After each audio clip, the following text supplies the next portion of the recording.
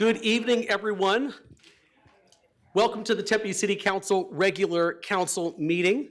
Item number 1 is call to order. Council meetings can be watched in real time via Cox Cable Channel 11 and at tempe.gov/tempe11. Members of the public may also attend the meeting virtually through Microsoft Teams. If you have signed up to speak on items listed later on in the agenda, please know that as the presiding officer, I have the discretion to introduce items out of their regular order as listed on the agenda.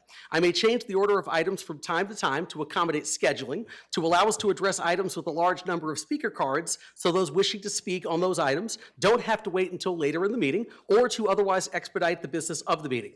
If you wish to speak on an agenda item and you haven't filled out a speaker card yet, please make sure to fill out and submit your completed card to the city clerk prior to the agenda item coming forward for council discussion. I will call your name when it is your turn for public comment. I also just want to say, as a point of personal privilege, my asthma has been bothering me for the last 3-4 days. I was in DC for U.S. Conference of Mayors and National League of Cities for an affordable housing symposium, and the cold weather really got to me. So if my voice goes a little hoarse at some point, or you see me put a cough drop in, I'm not trying to be disrespectful. I'm just trying to make sure I can read all the items on the agenda. So I want to make sure I put that out there. So. Next up, item number 2 is moment of silence. I'd like to invite anyone who's able and willing to stand for a moment of silence, followed by the Pledge of Allegiance.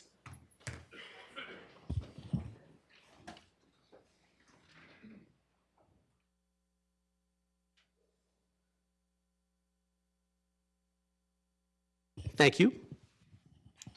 I pledge allegiance to the flag of the United States of America and to the republic for which it stands, one nation, under God, indivisible, with liberty and justice for all. Tonight's agenda has a number of items that the City Council must consider in order to conduct city business. Guidelines for conduct at City Council meetings are on the table near the entrance for those in attendance at tonight's meeting. We will now play a video with the proper protocol for ensuring the appropriate conduct at City Council meetings. The City of Tempe welcomes public comment at this time. Disruptive behavior will not be allowed.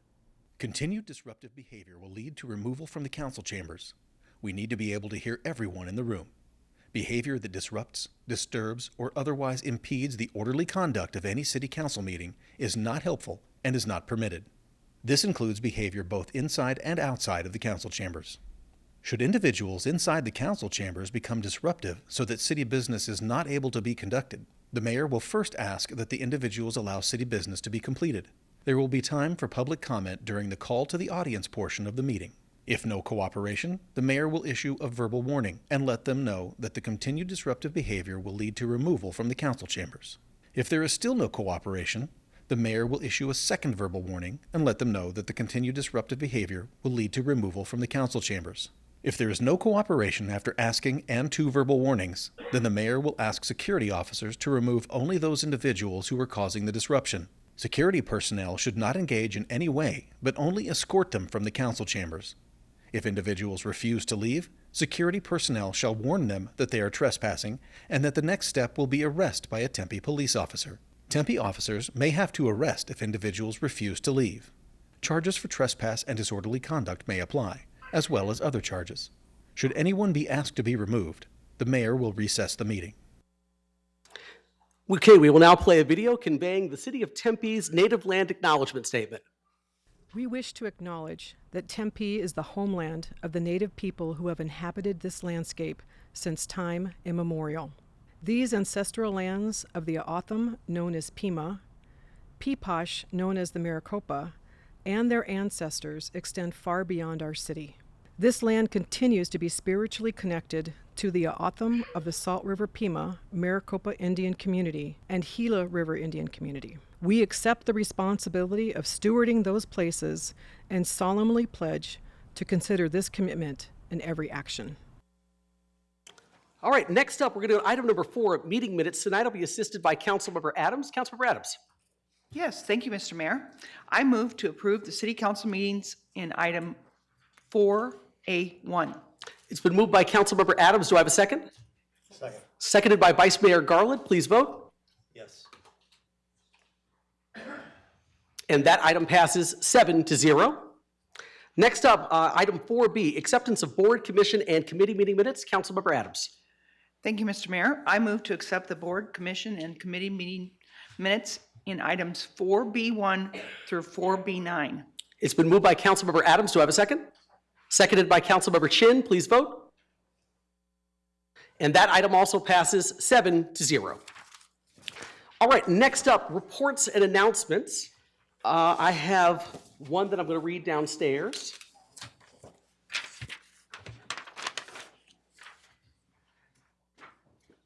Sorry about your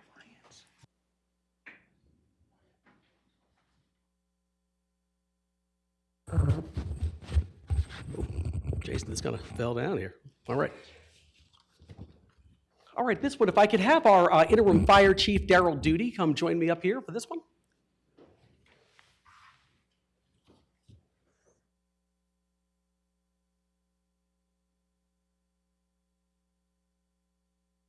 Thank you, good to see you. All right, so this proclamation reads, whereas every 23 seconds, a fire department in the United States responds to a fire somewhere in the nation. And whereas fires nationally were responsible for 3,670 civilian deaths, and 79% of these fatalities in 2023 occurred in the home.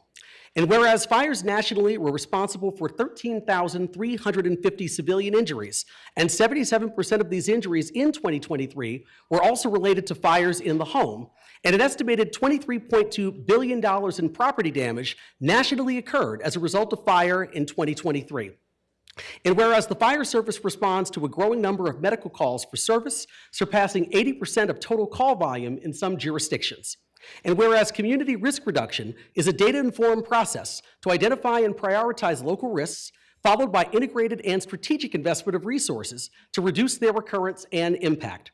And whereas the value of community support from local, state, and national partners to address community risks are recognized to meet the demands on paid, combination, and volunteer members of the fire service.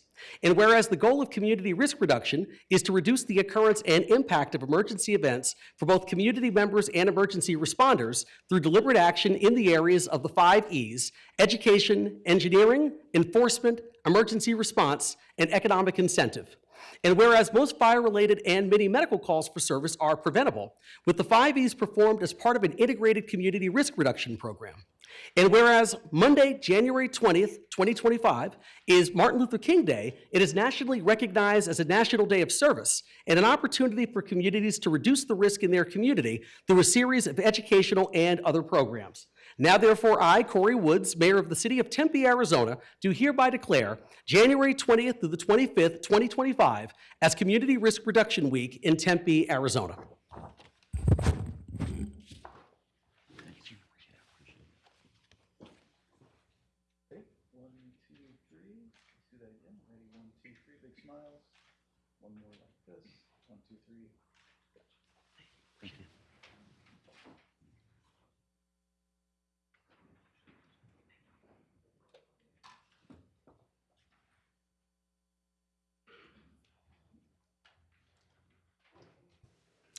All right. Next up here is item 5A2, Commission on Disability Concerns and Risk Management Trust Board appointments. Just want to congratulate Jody Hernandez on her appointment to the City of Tempe Commission on Disability Concerns, and Tom Dunsing on his appointment to the Risk Management Trust Board, as outlined in item 7A1 on this evening's agenda. Next up, just want to note we have item 5B, City Manager's Reports and Announcements. Sitting in this evening for our City Manager, we have Chief Deputy City Manager, Chief Greg Reese, but also our City Manager, Rosa Chowsty, is attending the Arizona City Managers Association Conference, but she is actually attending virtually as well, so she is here and watching over the proceedings, but thank you, Chief Reese, for being here. I should ask you, do either you or our City Manager have any announcements this evening? Nothing from me. Great. Thank you so much. No announcements, Mr. Mayor. Thank you. Thank you, Madam City Manager. All right. Next up, item number 6, public appearances. According to the Arizona Open Meeting Law, the City Council may only discuss, respond to, or take action on matters listed elsewhere on this agenda for discussion and legal action. The purpose of the open call to the public is to allow individuals to address the City Council on any issue within the jurisdiction of the City Council. No person shall speak more than once, and there is a limit of 3 minutes per speaker. Speakers present at the podium must state their name and city of residence and provide a speaker card. Members of the public shall refrain from making personal, impertinent, or slanderous remarks and from becoming boisterous while addressing the City Council or while attending the meeting. Speakers will be taken first come, first serve in the order in which the cards are received. Speakers' visual aids and appearances by phone or recordings are not allowed. The City Council is prohibited by state law from discussing, responding to, or taking action on matters raised during the call to the public, even if asked to do so by a member of the public, so long as the subject discussed by the speaker is not listed as a specific agenda item for council's consideration for discussion and legal action. Individual members of the council may respond to criticism made by speakers, ask staff to review a matter, or request a matter to be placed on a future agenda. Really quickly, just one quick item on my thing here. Ann Till, are you here this evening? Ms. Till?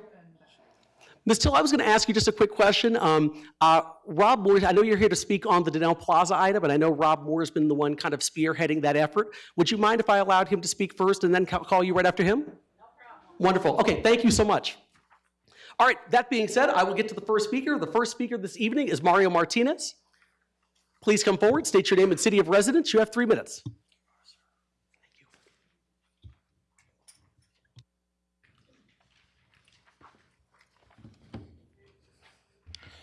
Good evening. My name is Mario Martinez, and I live in Tempe. The use of public resources for illegal meetings is official corruption. In this respect, recent legal evidence disclosed by the Attorney General and the city irrefutably proved that Mayor Corey Woods is a corrupt public official. In contrast, history absolved the inspirational, heroic Coyote Project opponents when the state of Arizona canceled a subsequent Coyote-oriented land auction because the Coyotes did not have the proper permits. Even though they promised that they would stay in Arizona, those lying Coyote carpetbaggers immediately left Arizona. Good. From the start of the proposed Coyote project in Tempe, the Coyote owners and their supporters, like Corey, were a diverse coalition of illegal perpetrators, labor law violators, deadbeats, one strangler, assorted criminals, and a sleazy developer like Hugh Hallman. Regarding the illegal meetings, Corey confirmed his alibi that he was too ignorant to know that the 3 meetings were illegal. Obviously, the Attorney General did not accept Corey's weaseling alibi, and neither should we. Nobody but Corey legally implicated himself on the Tempe Cave People tape. In this illegal meeting, when Corey's covert social media surveillance accomplice claimed that he discovered cave people in Tempe, Corey was heard laughing his mayoral rear end off and shooting his big mouth with obvious delight. In fact, Corey is the illegal meetings perpetrator who screwed the taxpayers whom he described as cave people for over $60,000. He used our cash to pay off his covert accomplice and to pay off rich DC lawyers to deal with his egregious lack of public integrity. Corey uses his current city manager, who gets paid over $330,000 per year, and their staff to incessantly cover up for Corey's evasive moves. As the saying goes, you could put pretty lipstick on a corrupt mayor, but you can't cover him up. Speaking of cover up, Corey, we still want to see, the community wants to see the dashboard and what was described as a dashboard and any other public documents related to the Attorney General's investigation. Thank you. Thank you. All right, next speaker I have this evening is Rob Moore. Please come forward and state your name and city of residence. You have 3 minutes.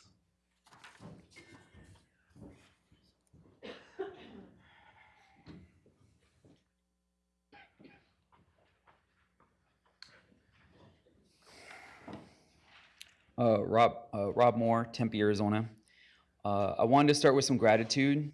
I'm insanely grateful to the artists that have shared their time, talent, and spirit honoring Donnell Plaza's creative heritage through their murals and window installations over the past 7 years. I'm also grateful to the city for providing access to the project building for so long, and David Crummy, formerly of Newtown CDC, for actually letting me inside to begin with. Desert Viking for their generous collaboration on the new concept galleries for the Plaza art exhibitions that hopefully will offer a window into the Plaza's future. City staff and management and their hard work that often goes unseen and is often equally unappreciated. And especially the diversity of community members that have shared their thoughts with Mayor and Council regarding the significance of Donnell Plaza and how we should move forward, and for those who joined us tonight as well. There's a weird energy out there right now that suggests if you're concerned about protecting local cultural resources, that you're against local development, that you don't want change, that you don't want to see progress, when the exact opposite is true. People are concerned about these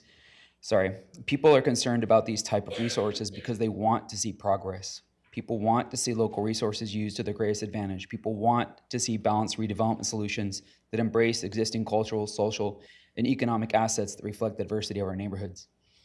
This is the case of Donnell Plaza. What's left of its powerful yet delicate creative ecology is vulnerable to the impacts of redevelopment, making it so important to respect its existing value and mitigate unintended consequences that undermine this unique stronghold of creative culture and its active contribution to the community. I ask that we create an opportunity for the community to provide feedback on the Plaza's future in its current form with the art project in place before construction fences go up, which will dramatically impact the sense of place, so they can better understand the creative community's connection to the space and their contributions honoring the Plaza's heritage.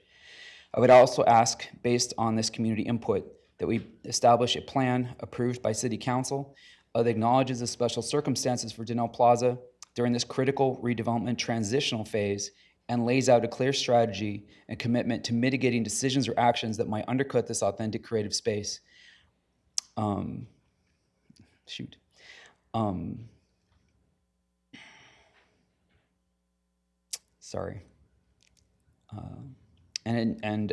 provide a means of nurturing Donnell Plaza's unique culture into the next chapter.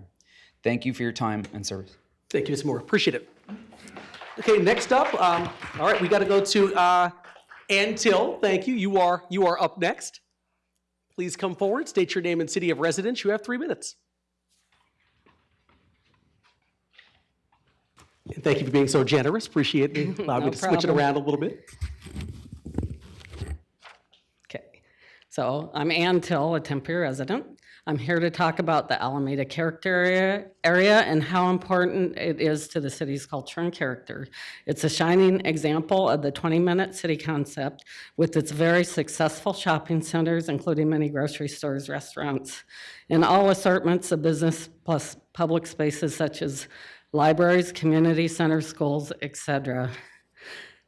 Many include iconic businesses, coffee houses such as Gold Bar and Brick Road, Back East Bagels, and even Baskin Robbins on McClintock that has had the same broken door since I moved into the neighborhood 30 years ago.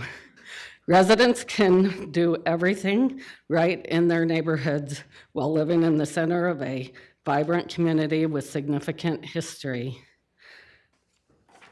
Some of the neighborhood hubs are Donnell Plaza and Shalimar Golf Course. The historic Donnell Plaza has frequent art events that are well attended by neighbors. These are not only important cultural events, but also meeting places. A few hundred people attend. The long-term art in the center is also available at all times and lit up at night so that residents can drive or walk through. We as residents understand that there is a plan for redevelopment, but the center art should not be removed until there are approved building plans in place for Donnell.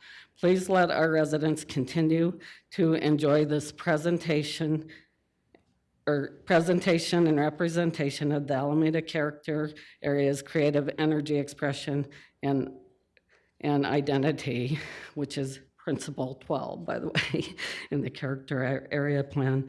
Another icon is Shalimar Golf Course, which has been a significant and important hub for about 50 years with open space, including about 300 trees in supporting wildlife. I would say more, but I'm going to run out of time. I wear many shirts, including the green one. In any case, you might see why residents from neighborhoods all over the character area tend to be insistent to keep this culture and show up to ensure that new development is carefully planned with much community involvement. This is important to residents. With that, I want to gently and respectfully state my disappointment. Statements were made at closed meetings. I also got a community email sent by a council member discussing constituent negativity, which bothered me. And what really bothered me was the June 2024 council retreat statements. And it just kind of makes some of us feel like maybe we won't be heard, but that might not have been the intention. Thanks. Thank you, appreciate it. The next speaker is, okay, we can't have any clapping, I'm sorry, but I'm going to break with the next speaker, Aaron Pulford. Want to make sure we get through everyone tonight. Is Aaron Pulford here? Virtual, oh yes, thank you, Mike. Ms. Pulford, are you there? Can you hear me? Yes, hi, can you state your name and city of residence? You have 3 minutes. Yes, my name is Erin Pulford, and I'm a resident of the city of Tempe. And I'm here to talk about Daniel Plaza. I've been a resident here in Tempe for 10 years now. I went to ASU for grad school and then even went on to work for the city for a couple of years. I'm also a local artist that's been involved in the going-ons at Daniel for the last 3 years or so. I had some of my artwork in the plaza windows and in the more recent gallery showings. So I'm mostly just here to talk, to implore the city officials to greatly consider the community as it moves forward with its development of the plaza. Daniel Plaza, and specifically the Art Drive-Thru building, showcases local artists, many of which I discovered in Daniel. I can't think of anything quite like the plaza. It is a whimsical place to go see shows at Yucca, play pinball at Electric Bat, buy records at Double Nickels, and see all sorts of amazing types of artwork around the plaza and in the galleries. I frequently run into friends there and find the community that it attracts to be the most authentic and welcoming people in the valley. There is so much opportunity here to grow the plaza into something even better while maintaining the character and identity of the area. Unfortunately, since I've lived here, I found that cities in the valley tend to have issues valuing their historic architecture and providing a welcoming and affordable environment for artists to thrive. Art hubs, venues, and galleries have been closing all over the valley in recent years. It's heartbreaking, but it doesn't have to be that way, and Tempe can lead the way to further incubating the local art scene. The arts drive tourism and attract new residents. Residents want to feel a sense of place and culture, and the arts help provide that. The fact that there was such a massive turnout at the Cultivating Joy show last Thursday in the Rocket Space, and that many of the other gallery shows prior to that at the Red Floor Gallery brought out crowds of people from all over the valley, shows that people care about the arts and are hungry for a place to appreciate them. Please consider the art community as you develop and transform the places we love. We need places to come together now more than ever. Thank you for your time. Thank you. Next speaker we have is also virtual, David Sokolowski. Yes, can you hear me okay? Yes, please state your name and city of residence. You have 3 minutes. My name is David Sokolowski. I live in Tempe. Council members, I don't enjoy speaking. I have plenty of other hobbies. I'm speaking today because the city has been incapable of validating my concerns, and Tempe is underestimating its housing shortage. Tempe's general plan is based on what we did in the past, and that means it will carry the housing shortage into the future. If Tempe denies 500 units, then we will be short 500 units unless we correct it manually. The plan shows Tempe will add 11,000 units to the housing shortage, not the supply. The city shouldn't try to downsize projects like the Marshall because you're deflating our housing numbers. Projects like the Standard for Student Housing would have been counted, but now they're missing. Tempe says it has no intention of housing its own workforce. If every city denies responsibility, who builds the units? Did you tell Mesa to include Tempe's job growth? How are they supposed to know how many units to build? They're not counting Tempe's job growth. Who's going to build those units? The mayor in Scottsdale says it's not the place for apartments, and she doesn't believe in affordable housing. Is Tempe going to build housing for Scottsdale? The point of SB 1162 is to make sure all cities contribute their fair share. You can't expect Mesa to make up the difference. They wouldn't be capable. Some people want to live in Tempe and work in Mesa, but we need balance. Total job growth, the existing workforce, all income levels. I think it makes perfect sense. How can we achieve balance if we don't know how much demand there is to live in Tempe? The state will need to clarify that existing workforce does not mean workforce housing, because the math isn't going to work. The state will want to know, why haven't we achieved balance? If everyone is doing what they're supposed to be doing, why is there still a housing shortage? Where are the units we need? I'm disappointed I have to keep pointing out these problems. At some point, I expect the city would say, maybe we shouldn't count minors as part of the workforce so we can get more accurate numbers. I'm sure some of you are probably tuning me out at this point. I was on the general plan working group and the city ignored me. But maybe there'll be a breakthrough one day. For anyone else, thank you for listening. Thank you. Okay, the next speaker I have is in person, Dave Wells. Please come forward, state your name and city of residence. You have 3 minutes.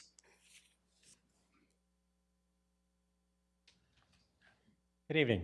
I'm Dave Wells of Mesa. I see in the presentation that you had in the last meeting that included a figure of 9.7%, 8% annual attrition rate for 2023. By attrition, it means that people no longer have a housing voucher. One such person last month was Kelly Cleveland. The circumstances related to a police search for drug paraphernalia, though Kelly disputes its accuracy. But the point is that Kelly is now homeless. To the best of my knowledge from talking to him, when people like Kelly get evicted, there's no safety net or outreach. I know Kelly because he's become part of our private club, the New Deal Meal on Sundays at Moore Park. Kelly, like other members, has a membership card and signs in for our gatherings, which we do not advertise except on the membership card. Now, normally I check in with him each Sunday, but this past Sunday I was distracted as we were visited by a police officer who had been directed to inform us that the city intends to cite us this coming Sunday for violating Tempe's special event ordinance, which is a criminal charge, as it's a misdemeanor that carries a fine of up to $2,500 and 6 months in jail. This was disconcerting for 2 reasons. One is that we are a private event, not a public event. Secondly, in August, I reached out to Reverend Tom Martinez, who facilitates the Tempe Interfaith Fellowship. Monthly sharing meetings occurred between faith leaders and the city in September, October, and November, convened by the city manager related to finding common ground and working together to approach homelessness in Tempe. Use of Moore Park has been central to that. As a Quaker who was involved in helping launch the Interfaith Homeless Emergency Lodging Program in 2006, I have been glad to participate. The last meeting before Thanksgiving, we came away expecting these meetings would continue in good faith. So to have the city now threaten to charge us with a crime is very disappointing. At each gathering, I check in with folks like Kelly to see how they're doing or see if we can identify what could be helpful. But sometimes listening is the most important thing.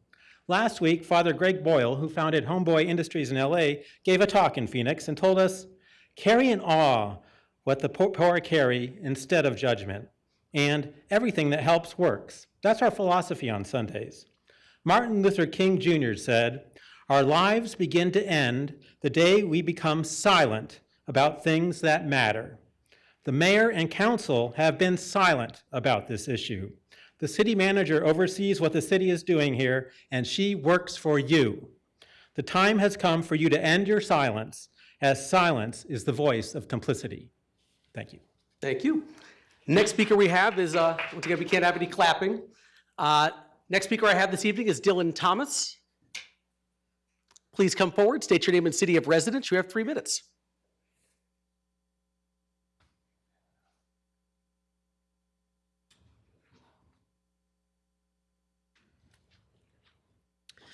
Hi, I'm Dylan Thomas. I live here in Tempe. People's needs are much more extensive than simply earning a living, keeping a roof over their heads, and going to school. They have creative needs. They have social needs. They need support, which can only come from being a part of a healthy community. I want to talk about the creative needs first. It's not realistic to think that people can meet their own creative needs by keeping themselves cooped up in their bedrooms making art. It's important to be around other creative individuals. It's important to receive support from people who love and appreciate art. and it's important to have creative mentors. It's also crucial that there is a hub where all of these individuals can meet, perform, and share their work. Without this, a scene cannot develop. For a lot of people, being a part of a scene can make or break their decision to live in the area altogether. For high school, I went to an art school here in Tempe called NSAA. I consider myself very lucky to have gone there instead of a public school. This is partially because of the education I received, but far more important is the people I was surrounded by on a daily basis. One of my questions for you today is, when a gifted, creative individual graduates from a high school like this and then finds themselves in an environment where there is no real creative home for them, what are they to do? The only thing that comes to mind for me is move somewhere else. When it comes to people's social needs, many creative people will have no interest in gathering at the various clubs on Mill Avenue and things of that nature. I think it's important to increase the amount of social outlets in this city that do not revolve around alcohol.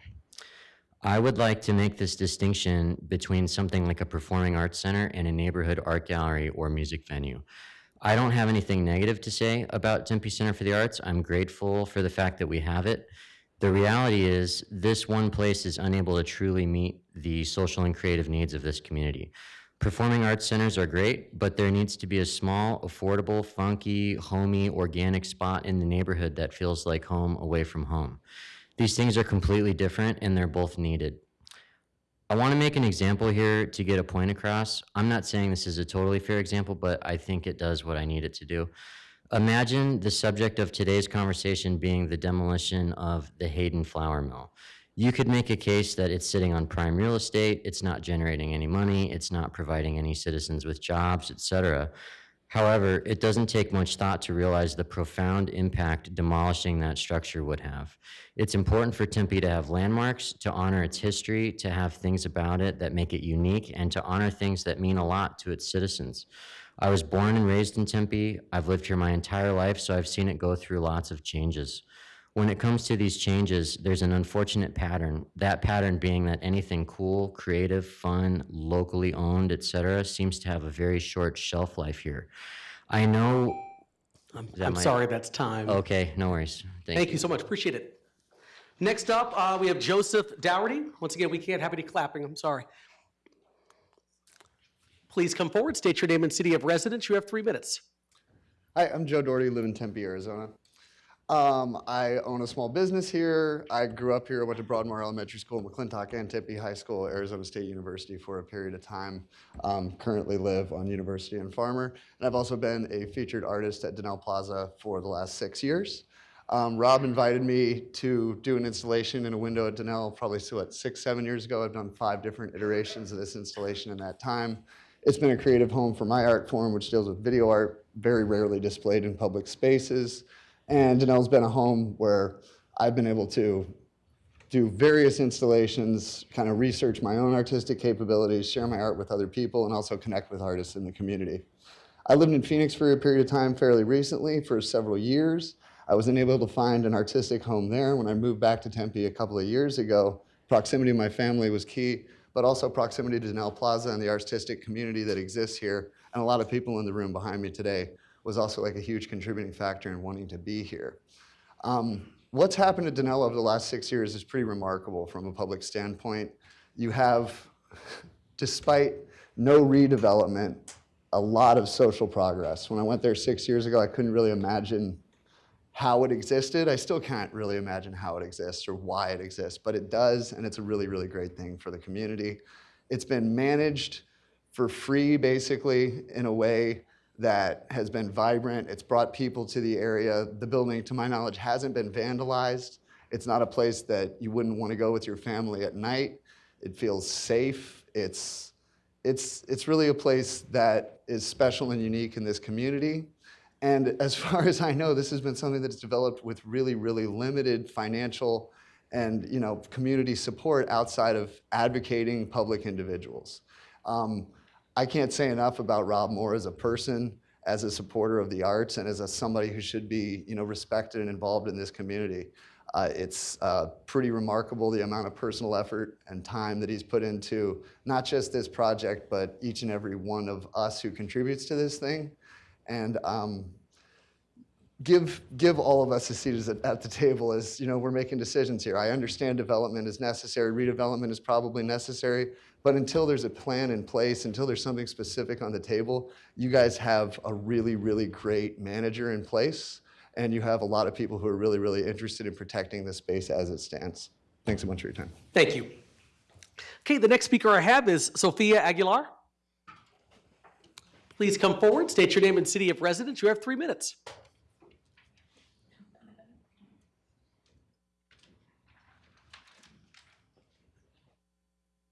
Hi. My name is Sophia Aguilar. I'm a local artist here, and I've lived in Tempe for the past 12 years. I grew up in the city, and I've watched it grow and change alongside me. I wanted to speak with you all today because I will regret to see Donnell Plaza demolished.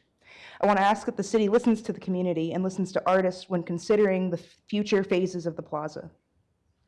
I became involved with Donnell when I received an offer to paint a mural there in 2022.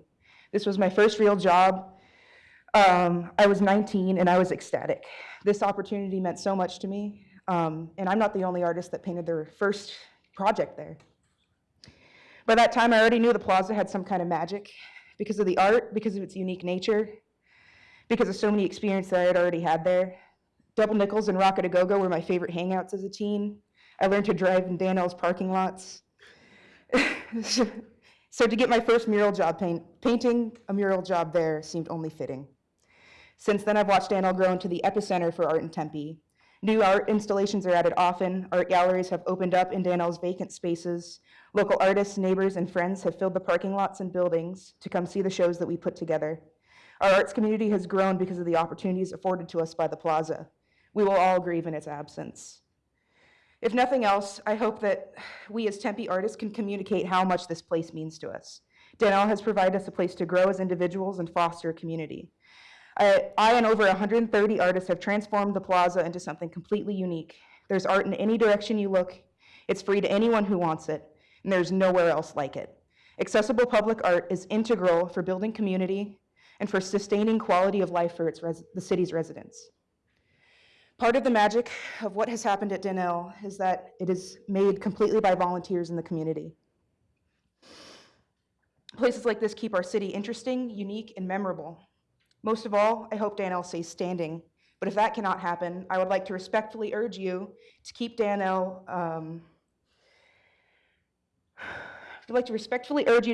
standing until we as a community can devise a plan to replace it with something that can fill the space left by it. We ask that this plan prioritizes community input and collaboration in its inclusion of art and live music, offers an accessible space for local artists to work and gather, and fosters community and art in a way that honors what we've built at Donnell.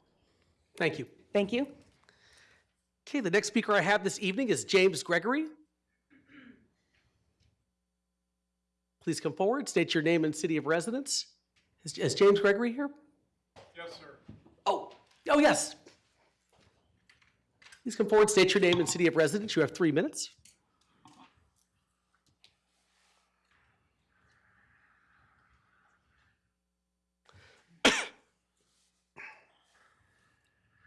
James Gregory, resident of Tempe, longtime listener, first-time caller.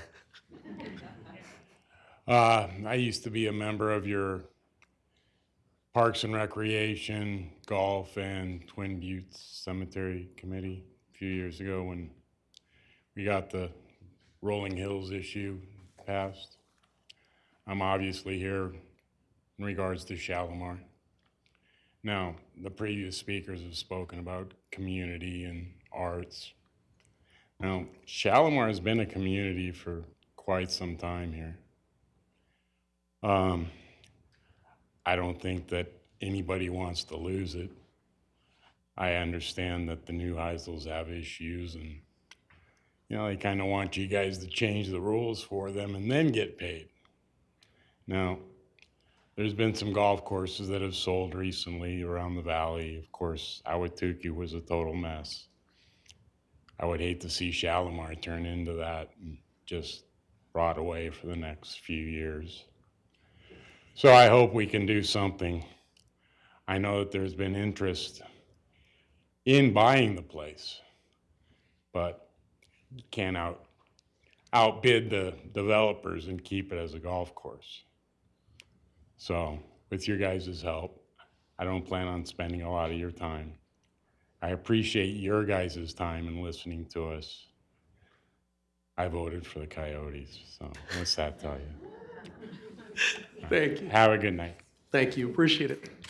All right, the next speaker I have this evening is Kenzie Fry.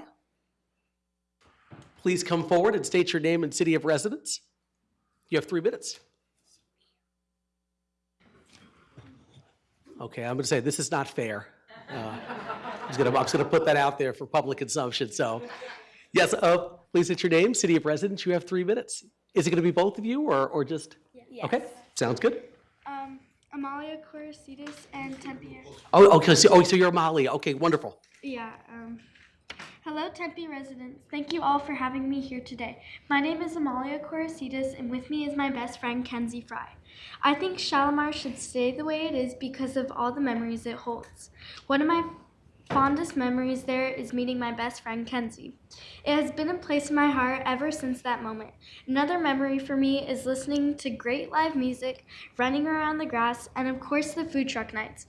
A couple of times a month, Shalimar hosts a food truck night, which is a gathering place for all neighbors and the Shalimar neighborhood and Tempe as a whole. I have loved getting to hang out with my friends, meet new friends, and try local food trucks. In addition to being a fun place to hang out, Shalimar is also the home of many animals, including hawks, foxes, turtles, and ducks. If Shalimar is rezoned, these animals will all lose their homes. Will all lose their homes. Shalimar feels like a second home to many of us, which is why we hope that it stays the beautiful green space that it is today, so that we can continue to make memories there for many years to come. Thank you. Thank you. Hi, my name is Kenzie Fry. I'm 11 years old, and I live in Tempe, Arizona. I agree with Amalia. Shalimar is like a second home to me. It's been a part of my life ever since I can remember, from dancing and running around and food truck nights to Mother's Day and Easter parties. I've connected with so many of my friends there. I've brought many of them. It's just been a ton of fun. We love food trucks. We love everything about it. And yeah, we love it very much, and it would be very sad if we get taken away, and just, it's been amazing. I love it very much. It's where we basically met each other and just connected, and we go there every Sunday and hang out basically. So thank you for considering and watching us. And Shalimar isn't just a home to me and Amalia, it's a home to everyone at Shalimar. Thank you so much, appreciate it. Quick question, Dad, can you raise your hand? I know you are very proud, because I could have never done that at the age of 11 years old. I can barely do it now at the age of 46, so just wanted to say, very exceptional, thank you. Thank you, girls, appreciate it. Okay, next up, I have Liddy Svitak. I believe I'm saying that correctly. Please come forward, state your name and city of residence. You have 3 minutes. Hello, my name is Liddy Svitak. I've been a Tempe resident all my life. I just wanted to express some solidarity with those speaking about Donnell Plaza. I agree we shouldn't demolish or remove any installations or anything at Donnell Plaza without community approval. We really need our local art scene there. And then I'm also here to discuss the urban camping ordinance as well. I think that you guys really need to stop enforcing the urban camping ban. It not only illegalizes homelessness, but even being seen in public parks with anything that could be deemed as living materials, so like blankets, foods, anything like this. Cops have already confiscated such harmless items as blankets in this winter cold, which is just unacceptable. And they're already threatening citations against any upstanding Tempe citizen that provides resources to our homeless neighbors. So we all really need to stop targeting mutual aid organizations that help our homeless friends in the meantime before they can get the shelter that they need. You need to keep your police in check to not target anybody who's doing what little they can to make people's lives a tiny bit more livable. We're offering what you guys failed to offer. We're offering safe and supportive mutual aid that meets people where they're at. We've helped countless people get into shelter, get into recovery programs, even just eat for that day. And there's never enough space in these programs. So whether they can't get in because they have pets or they have health issues or they're struggling with addiction, whatever, there's no reason to prevent your citizens from volunteering their time to get these people food, dog food, blankets so they don't freeze, water so they don't die of thirst. You pride yourself in decreasing homelessness in Tempe, but then you turn around and criminalize everything that homeless people do and everything that your citizens do to try to prevent it, make people's lives better. So we expect better from you guys. And as Dave Wells was saying earlier, there's no safety net currently for those facing eviction. So one way to decrease homelessness would be implementing a funding for a universal right to counsel for those facing evictions, because this could be beneficial in decreasing homelessness, preventing it before it even happens. That's all I have to say. Thank you guys for your time and good night. Thank you. All right, once again, sorry, we can't have any clapping. I'm sorry, we've got to get through everyone here. I've got like 30 cards. All right, so next up we have Ann LeCure. Please come forward, state your name and city of residence. You have 3 minutes. Hi, everybody. Mayor and Council, my name is Ann LeCure, and I'm a Tempe resident. I also represent my elderly father, Bob LeCure, who lives in a modest 2-bedroom patio home on Shalimar's first hole. I want to make a few observations that will seem kind of obvious, but it matters, so please bear with me. We know that communities form organically around people, places, and experiences they value. For example, we can just observe how many people are attracted to Tempe and all the motivations they have to live, work, and play here. Tempe Blooms is this weekend, and I'm going for half a dozen reasons. You know better than me, folks love Tempe in so many ways. Some other things seem true too. Tempe loves Donnell Plaza. Tempe cares about housing and is also concerned about basic human dignity for all people. Tempe wants to preserve Shalimar for future generations. To that end, we prepared hundreds of comments that have been shared in just 6 months through the Save Shalimar campaign, and I'll submit those with my testimony. I hope you also hear how much we respect you for being the guardians of these values. It's not an easy job. I see that you are here for every meeting, not just the ones that matter to you personally. Leadership has to seek the greater good beyond the self, and you do that, and I thank you. I want to do my part too, and one practice I'm good at is called asset-based community development, ABCD. To start, we open up the lens on those beloved spaces I mentioned, Donnell Plaza and Shalimar, and look to see what connects those dots. A quick answer is Southern Avenue, but also history, place, creativity, kids, kindness, and community. But let's get back to Southern Avenue. Council, one thing we have to figure out is how to pay for the future that we want. In other words, economic development, especially tax revenue, but also jobs, industry, market opportunity, and innovation. That's where asset-based community development is really powerful. We're not starting from zero, and context matters. Look at everything already zoned commercial or high density on Southern Avenue, for example. Surely we'd be wise to look at underutilized developed properties before we agree to rezone 44 acres of green space. Also, Tempe is home to about 20,000 seniors, about 10% of our population. Sometimes we err to think of seniors as a social obligation, but of course we know they are very powerful resources. I want to imagine together what a senior corps on Southern Avenue could look like. We might be more than halfway there.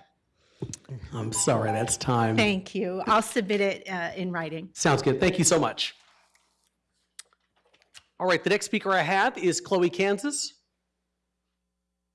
Please come forward, state your name and city of residence. You have 3 minutes. Hello, my name is Chloe Kansas. I am an ASU student and a child care worker here in Tempe. I wanted to address the comments made by Councilmember Adams at the Housing Authority meeting earlier today, where she expressed her disbelief for people who critique the city of Tempe and their housing services. Since I was the only person who spoke at, only member of the public who spoke at the Housing Authority meeting, it felt like it was a little aimed at me. And I just wanted to say, I've never said that Tempe doesn't have good housing services. I think it has really great housing services compared to other, cities here in the Valley. However, to say that you guys are doing everything you can is just dishonest. We've seen the last few years, the city of Tempe has gone after many nonprofit organizations, mutual aid organizations, as well as churches for offering services and community to these houseless members of Tempe. And that's against homelessness. That's something that's actively hurting the city's efforts to combat this issue. That, and of course, again, Tempe City Council Ordinance 2390, which makes urban camping illegal.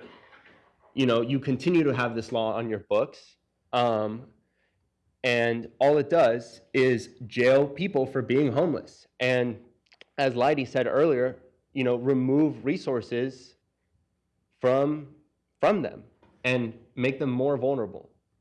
That's all I have to say. Thank you. Thank you. The next speaker I have this evening is Mindy Caldera. Please come forward, state your name and city of residence. You have 3 minutes. Good evening. My name is Mindy. I'm a resident of Tempe. We've met before when you attended NSAA's Art Day, where all 3 of my kids graduated from. I'm here today to speak on Denell Plaza, of course, like many of us that are here today to do so. And speaking with my daughter, who is now 24, she couldn't be here herself. She is an ASU business student and in class currently. She shared something with me that I wanted to point out, and seeing the update that there is no demolition right now planned or scheduled, though I think it is planned, I just wanted to bring up a point that she shared with me. She said, from a sustainability and fiscal standpoint, the demolition and redevelopment of the Denell Plaza would generate 22,869 tons of CO2, between 1,200 and 1,500 tons of waste, and could cost upwards of $7.32 million for the demolition alone. Now, this is based on a very rough estimate off assumption of materials, which I assume could be better allocated if the funds were to go towards the actual community of Tempe. So I am just here to ask that you guys open your hearts and listen to everyone that shared their experiences here, the love of art and community. I myself have been a single mother, raised all 3 of my kids here in Tempe. They all went to the same art school and graduated from NSAA. We fought homelessness here in Tempe and in Mesa, and have owed everything to the arts. Without the arts, my children would not have survived. A lot of, we struggled with a lot of things. So having the Denell Plaza there for them as an outlet, I believe his name was Dylan mentioned, a place where it's not centered around alcohol, but community is just a huge, huge, important thing in our lives. So thank you for being here tonight and for listening to all of us. Have a good night. Okay, the next speaker I have, and I apologize if I get this wrong, it's either Jean or Janae Backpack. Please come forward, state your name and city of residence. You have 3 minutes. Hi, my name is Backpack. I am not a resident of Tempe. I'm in Phoenix, but I'm a member of the arts community here in Tempe. My views might be a little different. Some of my fellow artists here, I consider myself a progressive. I don't believe in the preservation of a building for preservation's sake, or any building that doesn't have long-lasting merit. But my point is, you must include us artists and the community in the decision of what happens here at Denell Plaza. Artists must have a percentage of the square footage in whatever is built, and we must have a say in what comes here. It says right on page 8 in the Tempe Arts and Culture Plan, involve 3.11, involve artists early in the design process of city capital and private development projects. It also says 3.5, create an artist incubator space to allow emerging artists to rehearse, create art, and collaborate with peers. 3.6, this is your plan. Develop a public art master plan. Reinstate the full percentage of the art requirement on city capital improvement projects. 3.8, increase the city's required public art allocation. It's right there. Now I want to go to ask you, why do people visit cities?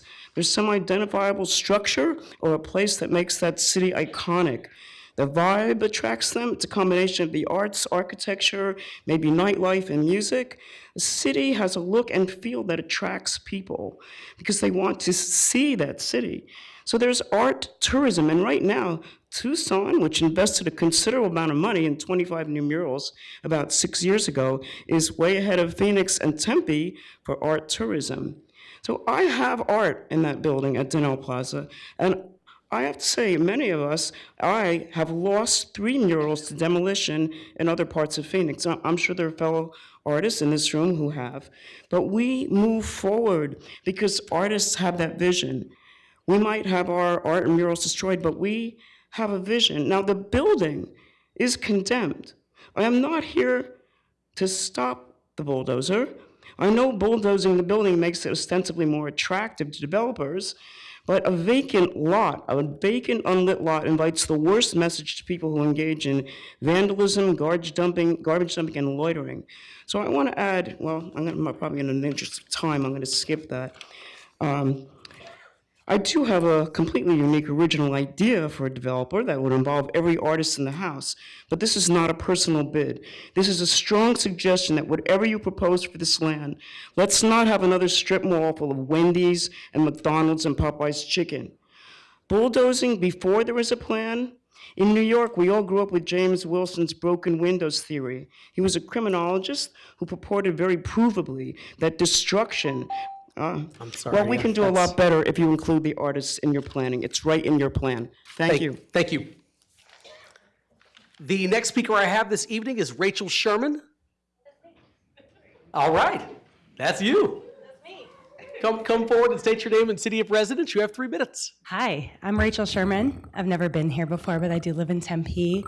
I'm also here with the Denell Plaza crew. I just want to tell y'all, I have lived in Tempe for 10 years and have never wanted to purchase a house or stay here because I have seen what the city has done to places and projects where people come together.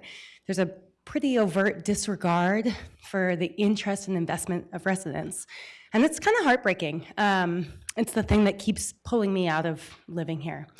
What you have here is a room full of people who are extremely engaged with a space that's dilapidated according to your standards, right? Somewhere that everyone else would forget. But what you have is folks who have invested their time and energy in trying to change it and make it adaptive and pull people in. Some of the best art I've seen while I've lived here is in Denell Plaza. Some of the most engaging conversations I've had has been in Denell Plaza. Now what you have are really, really brilliant people who have ideas and commitments and dedication and time. Oh my God, we're here. Right? Time to show up and try to make this space meaningful and invest in it. But decisions like removing murals, they tell us what you're going to do.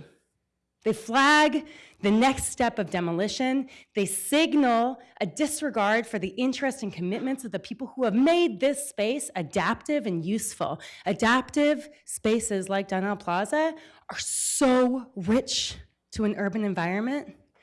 Otherwise, what you have is external developers coming in and bringing what they think is going to make themselves the most money temporarily. And what we have seen in Tempe is that industries that you thought were infallible, housing, insurance, higher education, those things have faults and they will falter. But community members invested in the space who can show they can turn something around rapidly, those are the folks that keep a place engaged. That is like the microbiome of a city that can keep us and residents here. So disregarding that, disregarding the needs of people here, choosing to remove a mural, it's going to continue to show us that we're not going to stay. And honestly, it's okay if we don't stay, because Tempe won't stay either. What you're going to get is this continual turnaround. If you want this city to stay rich, if you want this city to be able to handle crisis after crisis, that's inevitable. That's what's to come. You need to care for the people who are showing up, who are already dedicated, who are already investing in this space. We got a lot of people with a lot of brilliant ideas. Roller skating rink is one of them. I'm just saying, we could be here. I'm Arizona Roller Derby, we can do that. But please, please, please start by listening. Don't disregard the people who are here. Thank you. The next speaker I have this evening is Chelsea Winkle. Please come forward, state your name and city of residence. You have 3 minutes. Thank you so much. My name's Chelsea Winkle. I'm a Tempe resident. I've been here for about 12 years, homeowner for 10 years, right at Southern and Rural. I'm a product designer by trade for a medical device manufacturer. Started as a graphic designer, and I'm the executive director of Arizona Roller Derby, a nonprofit sports organization that started right here in Tempe 22 years ago at Tempe Skateland. Rest in peace. Rest in peace, Big Surf. Donnell Plaza is one of the last meaningful chunks of property left in the city. The residents and communities that use and need this space have put their trust in this council to help secure an affordable future where creative energy can continue to flourish and attract. Creative spaces breed innovation. To me, Donnell Plaza represents possibility, an infinite future of possibility for artists, musicians, and creators to innovate. Donnell Plaza represents hope for a safe space to continue in my neighborhood, where so many have already been taken away. There's no spaces left like it in our city. It's literally the last cool place in Tempe, as many have been lost over the years, and no one wants to move to Mesa. As a business operating in the city of Tempe, we need creative energy to thrive in a shared mixed-use space where we can continue to flourish. The council has in front of them a gift. It's the gift of an opportunity to keep creative life in Tempe thriving for the next generations to come, and we hope you do everything in your power to keep that. Thank you. Thank you. The next speaker I have this evening is Jack Maverick. Please come forward, state your name and city of residence. You have 3 minutes. Hi guys, my name's Jack. I'm from the Cave in Tempe. I stand before you, the circus of Tempe. I am just a humble caveman. I have never been a clown. I've never gone to clown college like the rest of you. So if I get things wrong, I apologize. But it seems to me you have a really, really simple solution for a lot of these problems that most of us have been begging you for a long time. And that is, leave us alone and do the things you said you were gonna do.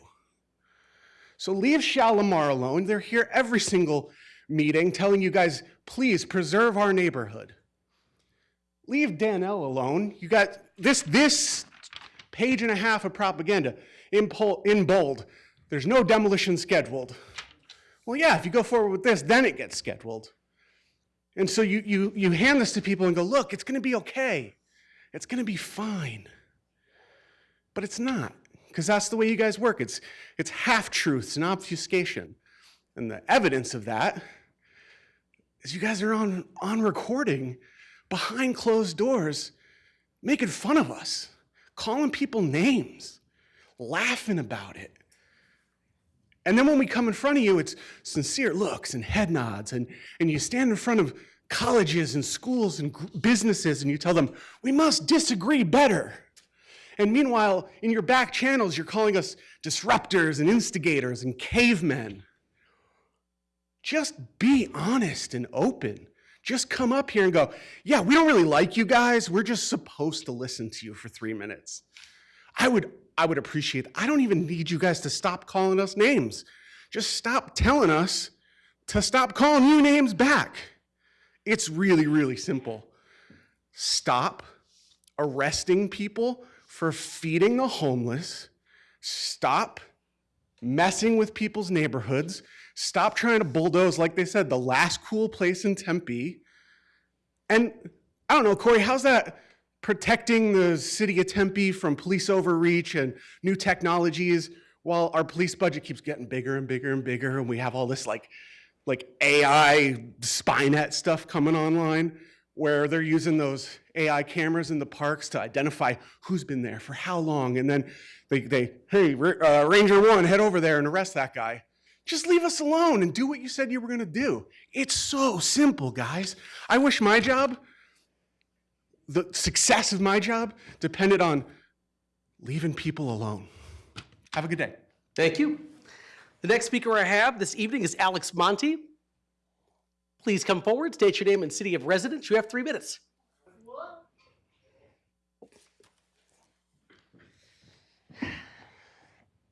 Hi, I'm Alex Monti. I'm a 5th generation resident of the Valley, parent to 6th generation children who go to, Broadmoor, NSAA.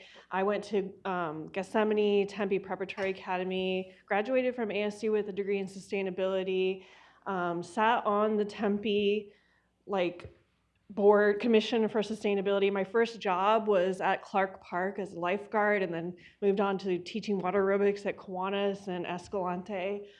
My grandparents owned a house in Tempe since the 50s until last year when they passed. Grew up here to see the character of Tempe changing.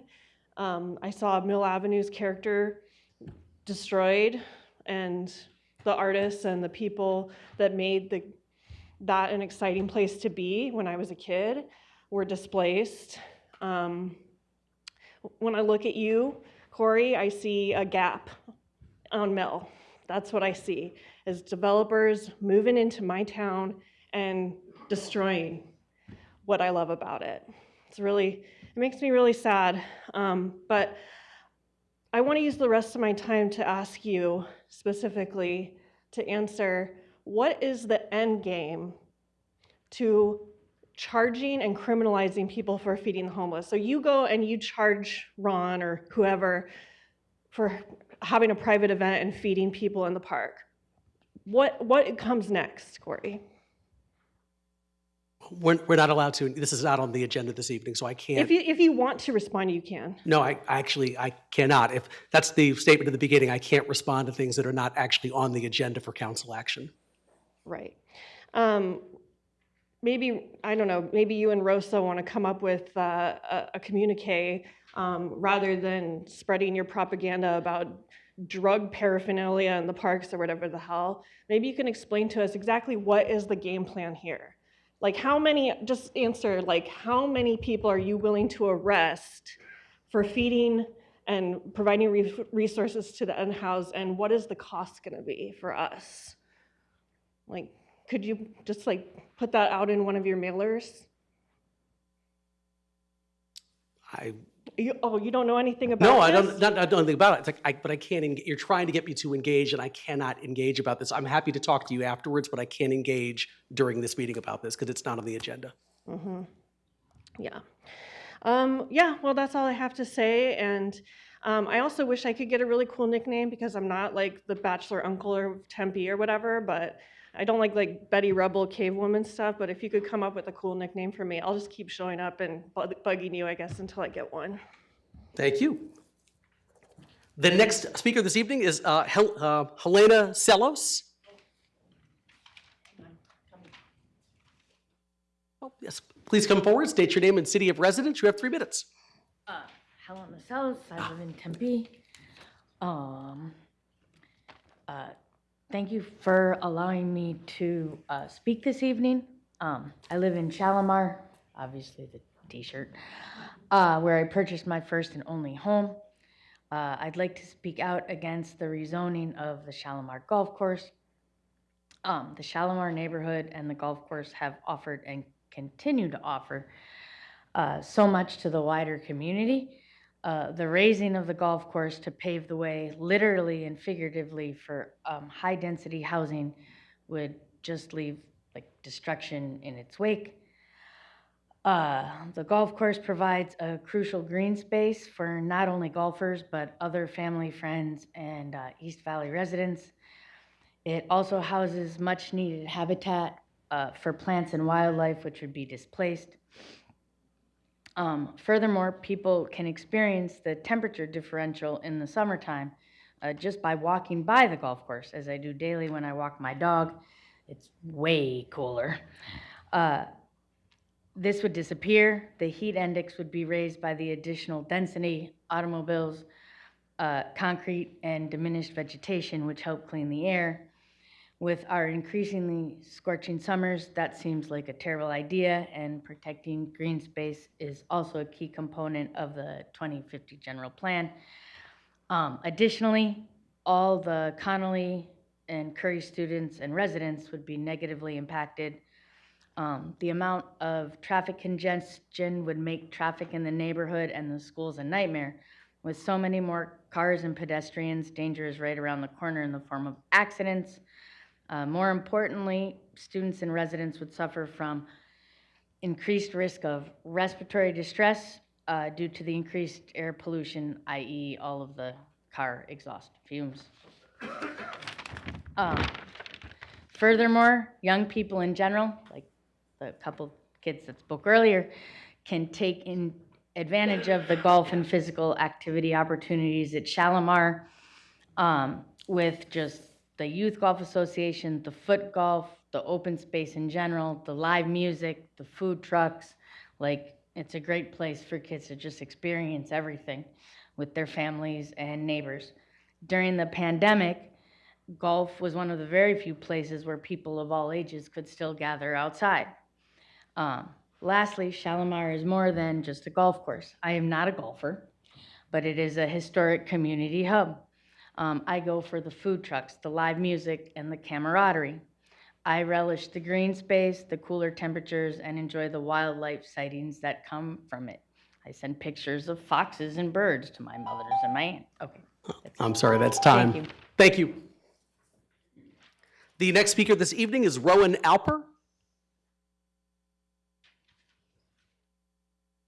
Please come forward, state your name and city of residence. You have 3 minutes. Hi, my name is Rowan Alper. I live in Tempe, Arizona. Born and raised Tempe, I love this city.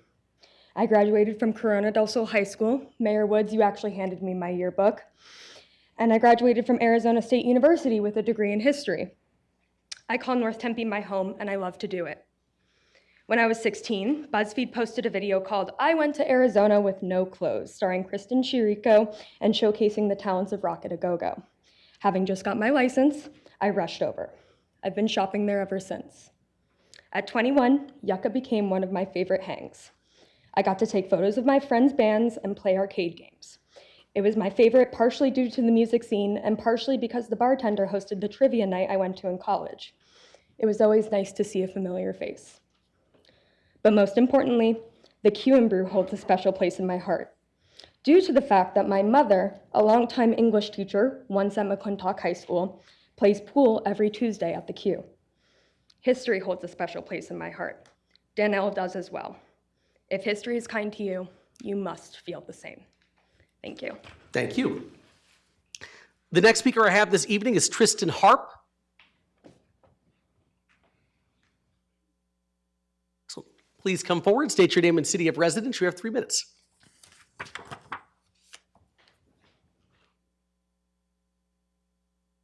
Good evening, members of the council. My name is Tristan, and I've lived in Tempe for 6 years. Danelle Plaza is incredibly important to many of the citizens in Tempe and holds a special place in many of our hearts. I've enjoyed the art within the plaza for many years, as well as the local businesses in the area. Having had the opportunity to help an artist on an installation gave me a deeper appreciation and understanding of the community inclusion and expression that Danelle Plaza has consistently offered. Daniel Plaza has been more than just a physical space. It has been a cornerstone of creativity, expression, and connection for Tempe.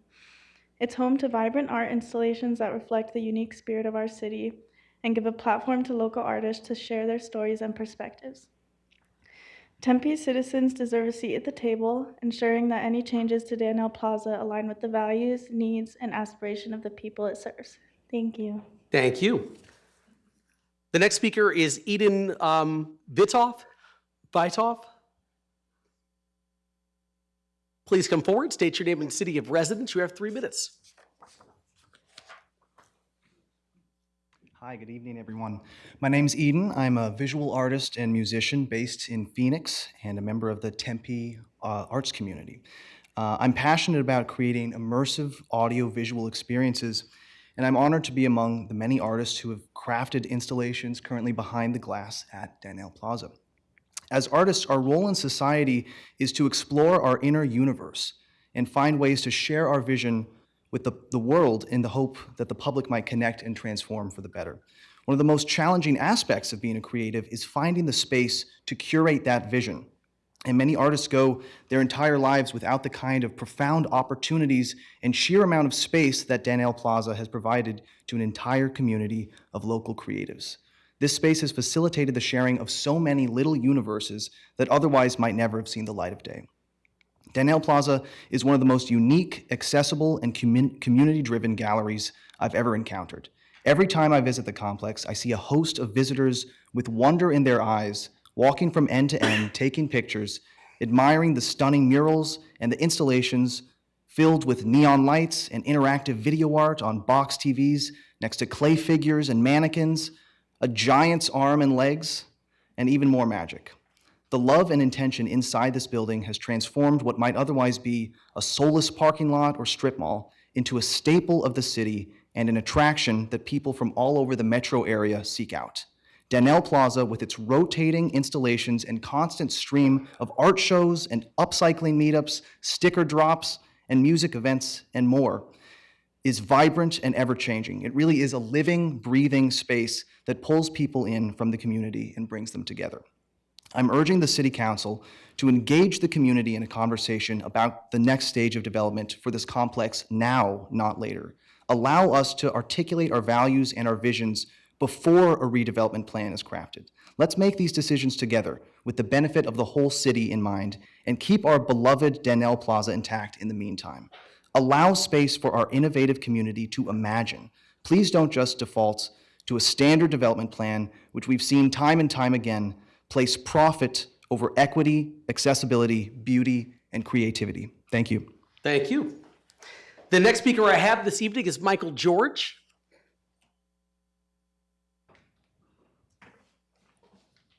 Please come forward, state your name and city of residence. You have 3 minutes.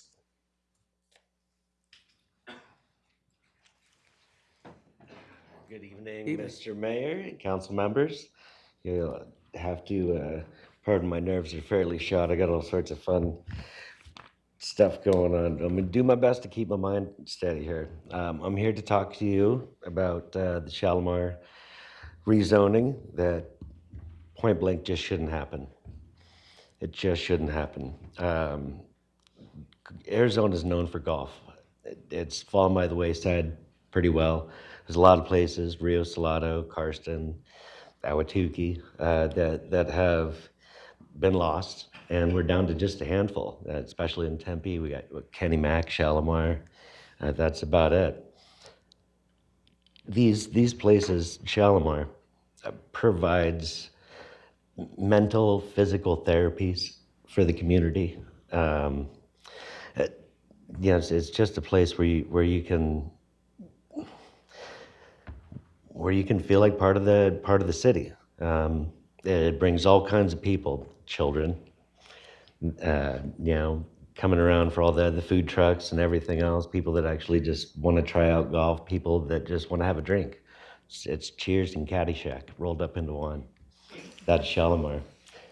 So I appreciate the audience tonight. I hope that a lot of this doesn't fall on deaf ears. Shalimar's, anyways, it's dear to me. I met my wife there. Lots of stuff. It's just an amazing place. It's 44 acres of third grade photosynthesis, man. You know, you zoom out of the city and you look at it, we need stuff like this. We don't need to increase the amount of strain on the infrastructure for the schooling that's already got a lot of stresses to it.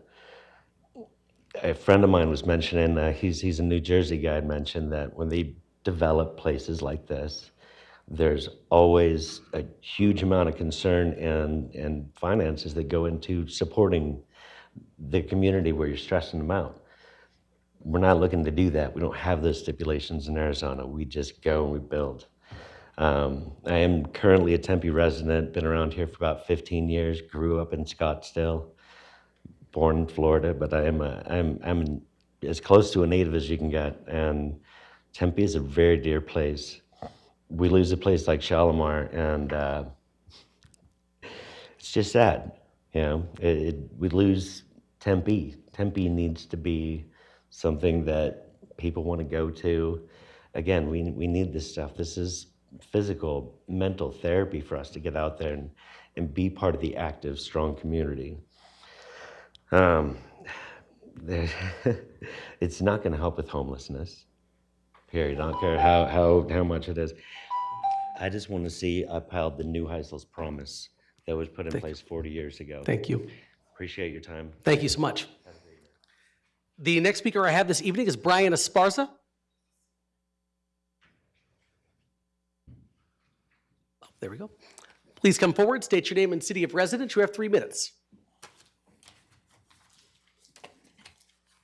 Thank you. Good evening. My name is Brian Esparza. I'm an ACU graduate and a part of the Tempe Arts and Culture Commission.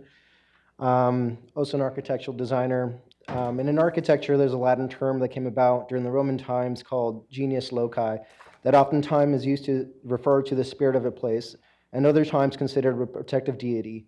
I think it is what differs a house from a home. And for many artists, patrons, and residents, Denal is just that. In response to some comments that I've read, some may look at the plaza and see a poorly lit and deteriorated locale, a crack in the pavement, and see this as a bad thing. But it is cracks and crevices that can catch seeds from the wind and witness the inspirational, beautiful growth and birth of dandelions. And it is often in the blanket of darkness that we are most comfortable with our nakedness. So today I'm asking you to consider the light that shines through from alternative forms of beauty that depart from the status quo, and thoroughly consider how to nurture the safety and community that Denal inspires as redevelopment efforts continue. Lastly, art is more than just adornment. It is a naked expression of who we are. Denal is who we are. Thank you. Thank you. The next speaker this evening is Diane Melrose. Please come forward, state your name and city of residence. You have 3 minutes.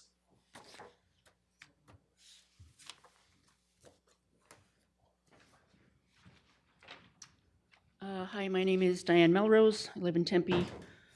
Enlightening and enlivening arts and culture are part of the daily experience of residents, workers, students, and visitors. Citizens have ample opportunities to participate, co-create, learn, and appreciate. There is a continuation of inclusive arts experiences for people of all ages and backgrounds. I could be describing the arts scene at Denal Plaza, but that's actually a vision statement from the Tempe Arts and Culture Plan. This same plan found that Tempeans value the rich cultural life of their city and that they seek informal cultural experiences. Enter Denal Plaza. You heard tonight how the art community is putting your own policies into direct action. How about a quote from the Tempe 2050 plan? Objective AA7, protect and promote artistic expression and cultural awareness to bring people together to celebrate diverse traditions that strengthen Tempe's sense of place, community, and identity. Again, enter Denal Plaza. Councilman Keating has stated more than once that in the 7+ years he's been on council, Denal has come up 3 times. What happens if you bulldoze this building and then there's nothing but a big old stretch of asphalt for another 7 years? I don't understand why you would remove the art installations if there is no demolition planned. Allow me to pivot. I think we can all agree that we enjoy living in Tempe, and the reason we get incredibly passionate about certain topics is because we love our city, even if we love it in different ways. To know the things council chooses to say about residents is upsetting. The Code of Conduct states, the members of the Tempe City Council desire to conduct their business in a manner that is legally and ethically beyond reproach.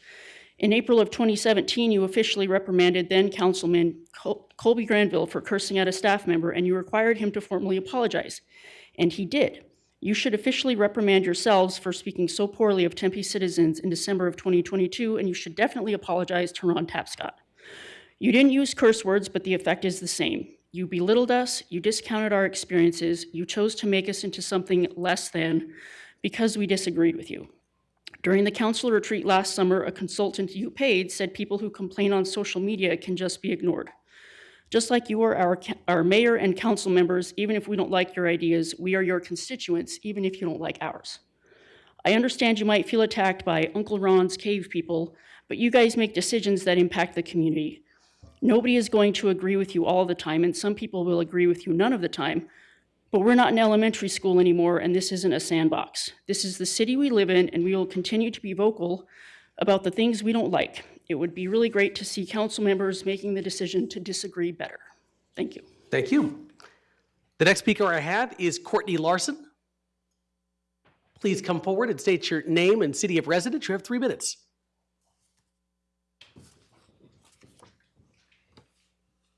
Hi, Council. I'm Courtney Larson. I'm an artist working in the Valley. I live in Mesa, but Tempe is near and dear to my heart. I went to school at ASU, graduated from there, lived in Tempe for a while, along with multiple cities throughout the Valley. So I really care about places like this. Art is my life, but more than that, I want to talk about point out the value that places like Donnell Plaza add to the entire city and the community and the Valley. It's places like this that set a city apart and make people want to visit, makes people want to live here. Saving the space is not a favor to the arts community. I know there's been a lot of really great speakers before me touching on more of the emotional and the community aspect. I want to appeal to also the value financially and long-term of the city. Spaces like this, it's saving the space is not a favor to us. We, as the arts community, are the ones creating massive value and interest that takes a city from simply a place with large, characterless buildings and transforms it into a place that feels safe and lively, as pointed out earlier. You'll notice that expansion and city growth almost always follows the artists. The artists here are creating massive value. Again, saving this space from demolition is not a favor to the arts community. It's a value add to the entire city. I'm not speaking of some whimsical idea of value, though it is a value to all residents in the form of community, but also financially, long-term. Art brings more people in, retains more people, and makes a city worth visiting and living in. Places like this is what makes a city special, noteworthy. I just got back from a trip to Austin, Texas, a city known for its art and murals and installations. I think we'd all agree that's a very high tourism city and a city people are really wanting to live in.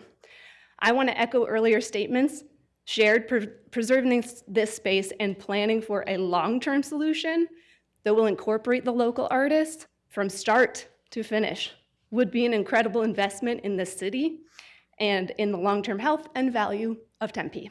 Thank you. Thank you. The next card I have is from Gabriela Ramos. Please come forward, state your name and city of residence. You have 3 minutes. Hi, my name is Gabriela. I live in Tempe. I just wanted to say that I have not lived in Tempe my whole life. In fact, I did not live here for the majority of my life.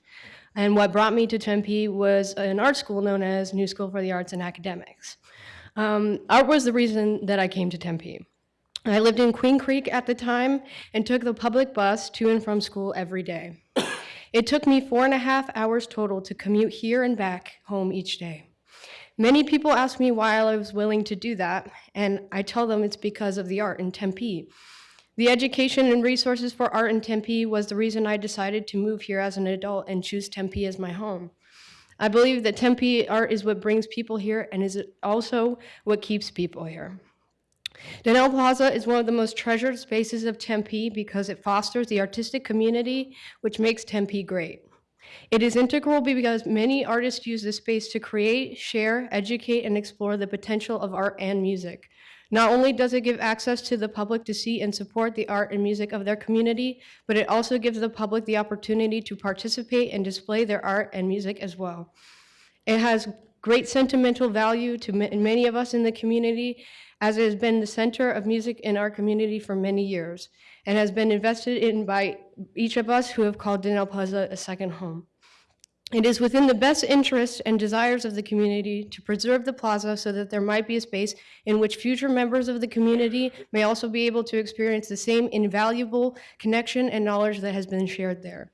It would be detrimental to the creative community to not allow further discussion and compromise in regards to the development of Donnell Plaza because of its significance to the community and the potential disruption that construction could also have on existing businesses and spaces within the plaza. It is my greatest wish to see our community continue to thrive and grow within the spaces they have taken root in. And as Tempe citizens, we might be able to have our interests considered in the vision of Tempe's future. Thank you. Thank you. Okay, that is all the cards I have this evening. Is there anyone else in the audience who would like to address the council? If so, please get my attention now. Yes, Jacqueline, please come forward. State your name and city of residence. You have 3 minutes.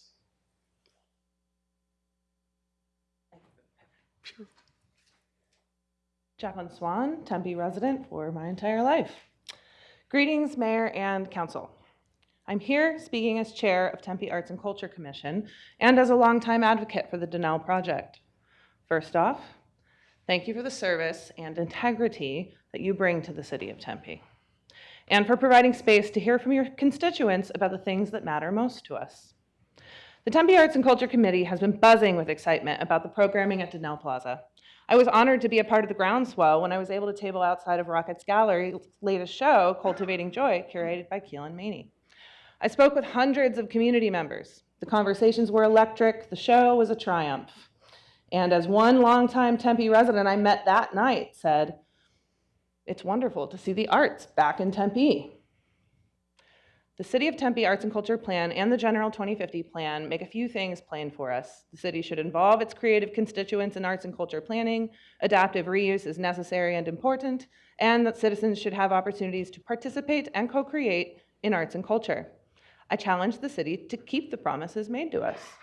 I firmly believe that our beloved and historic landmark is in danger of deconstruction and is also ripe for adaptive reuse and preservation. I have been told that any redevelopment plan that doesn't include affordable housing and significant art presence would be soundly rejected. But I've also heard that the residents of the building have been told to leave to prepare for demolition. What are we supposed to believe? The city should care what happens to the visual art folks that have been taking care of the plaza. Council and developers should be inspired to see the organic tourist attraction that has erupted with little resources beyond empty space, volunteers, and seed funding. We should reconsider the idea of removing an organization that created a 328.5% return on its initial private monetary investment. We implore staff and firms involved in development planning to be more inclusive and transparent with the local creatives that helped reinvigorate the plaza over the past near decade. I would propose that in any development agreement, a percentage of Donnell's Plaza redesign dedicates a minimum of 1.82% square footage, the amount used by the project today, and strongly reconsiders increasing free creative space in the development plan to 3%.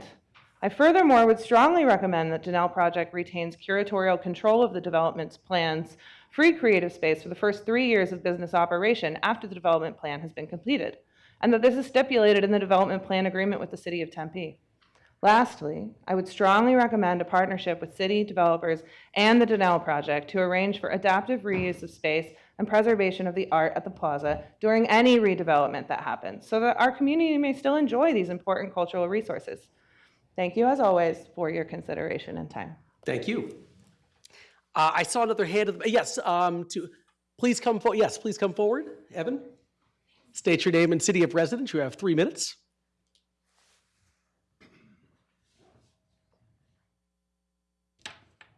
My name is Evan, and I've been hanging out and living in Tempe the last 30 years.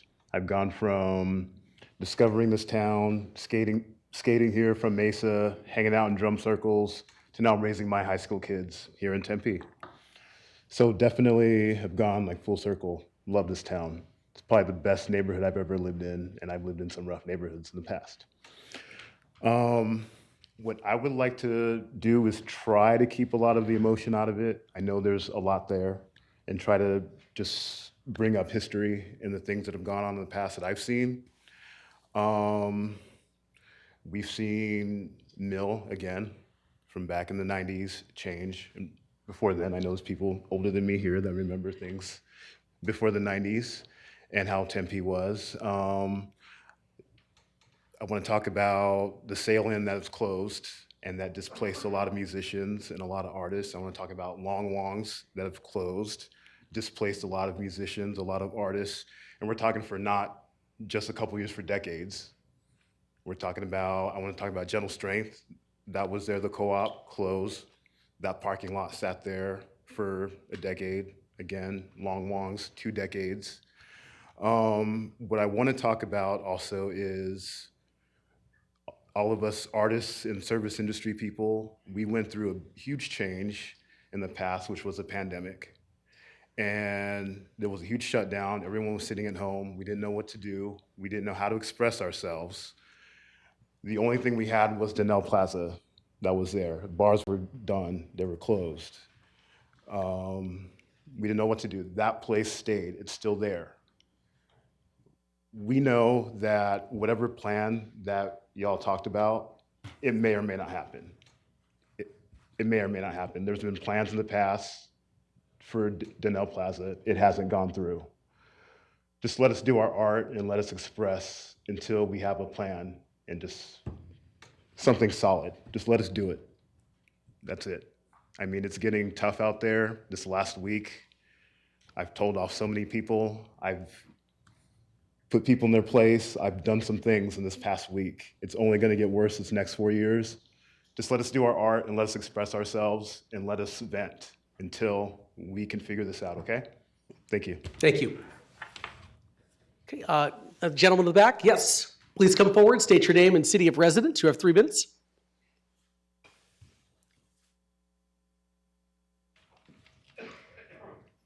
Hello, my name is Matt Dixon. I work at New School for the Arts. I live in Tempe for the last... Oh, I'm sorry. My name is Matt Dixon. I live in Tempe. I work at New School for the Arts for the last 18 years. I run the Loft Studio, which is adult education. I run Red Floor Gallery and La Pequeña Galleria, Tempe's tiny gallery. We've been running shows since last April in Denell Plaza. We've proven, like, thousands of people have come in to see these shows. It's been completely organic. We've serviced hundreds of artists, and people keep coming back. They want it, they want it, they want it. I'm not here to, like, admonish or dismiss any plans or what anything's going up, but it is like, I think you guys have a seed here, and you guys should nurture it. We have a unique opportunity. I've lived other places, I've traveled, I've showed internationally, San Francisco, New York, everywhere, and it's like these things don't happen that often. And if you like harness this energy, you have something unique, and it's gonna like flourish here. You could really put Tempe on the map if you step up. Please support us. Please support our efforts. Thank you for your time. Thank you. That's all the cards I have this evening. Is there anyone else in the audience wishing to address the council at this time? If so, can you please get my attention? Yes, sir, please come forward. State your name and city of residence. You have 3 minutes. My name is Taylor Jensen. I'm a resident of Tempe since 1990. I would like to stand in solidarity with the things Matt just said, and Rob, and all the other artists that are here, just trying to defend their right to free speech.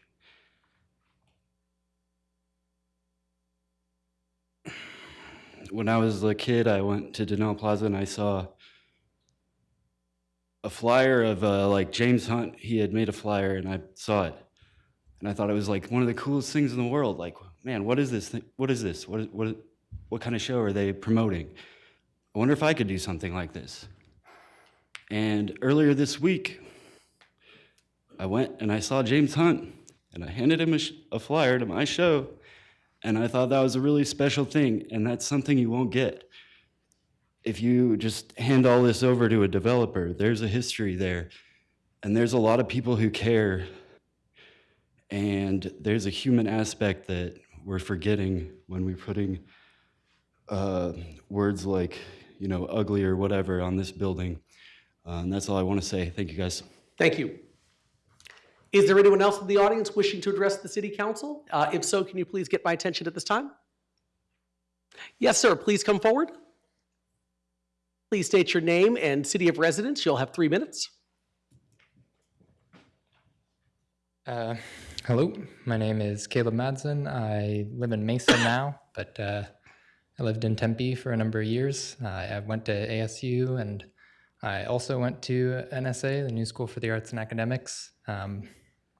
And sorry, I'm a bit nervous. Yeah, so did my siblings, and so did my nephew. And just a year ago, my nephew graduated. And Corey Woods, you spoke at the graduation, and you had a lot of nice words to say about the importance of arts to the community. And so I'm here to ask you to, I guess, walk that walk. I'm here to speak about Denal Plaza as most other people. And, you know, I don't know what the figures are, but I think it's certain that it's not free to bulldoze. And not sure what the rush is. No one's holding their breath for a new Starbucks or another Chipotle.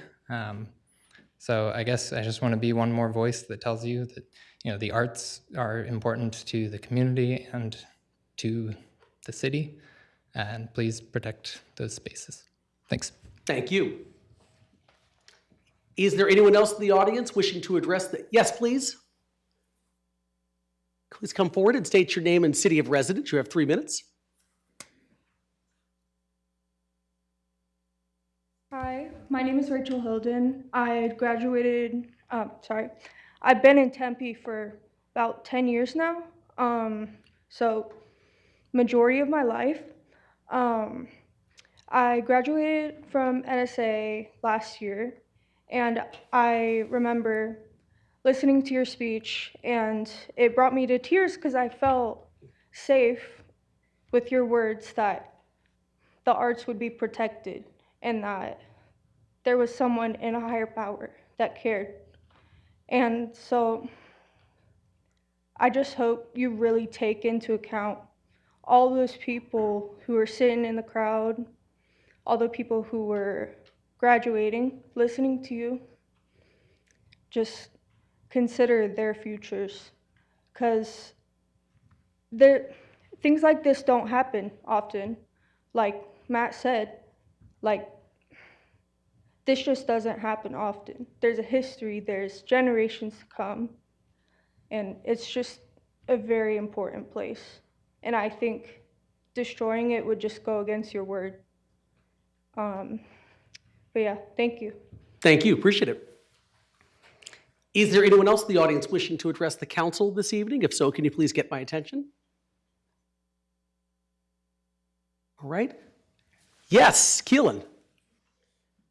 I was going to be like going once, going twice, and then I saw your hand go up. So please come forward, state your name and city of residence. You have 3 minutes. I was going to say, the person that walked me up to that NSA speech was right here. So. It was me. So my name is Keelan Maney. I am a resident of Phoenix, but I've worked at NSAA for 23 years. And I hate public speaking, so I'm just going to say it right now. So I've worked at NSAA for 23 years. I was the curator of the Cultivating Joy show. We had, I think, about over 700 people attend an opening night here in Tempe. It involved 65 artists who did amazing work. Half of those artists were students, parents, alumni, and faculty. So, and then we also had professional artists alongside of them that has some connection with the community or some connection with me. It was an amazing exhibition. It was intended to really bring joy to people's lives in a time when we may not be feeling joy. And in that sense, I think we definitely came together and we celebrated. And we know that we're here for each other. I've been a part of Danielle Plaza for the past 7 years. I was one of the first people that Rob called to talk about Danielle Plaza when there was nothing there. And he was like, just drive around the plaza, just look. And I was like, I don't know what you're thinking.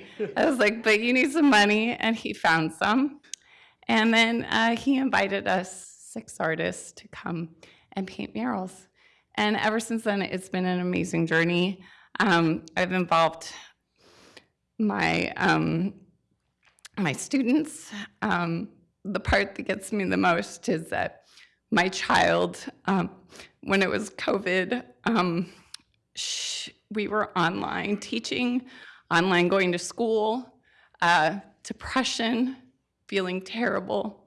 Our only sense of being able to make a connection with community was driving around Danielle Plaza, driving down Mill Avenue, and driving down Phoenix. And we did it every single night, and we spent a lot of money on gas, but it was well worth it. And that was our connection to community. And I think that if we haven't learned anything from COVID is we can't just depend on art being inside of buildings. We need to experience it everywhere we go. In Tempe, there is a lot of art, but to see it in such a concentrated form of having all these artists come together, not because they were selected, but because they wanted to try something different. This is an incubator. It's an incubator for professional artists. We can try something different that we've never tried. We can put it in our portfolio.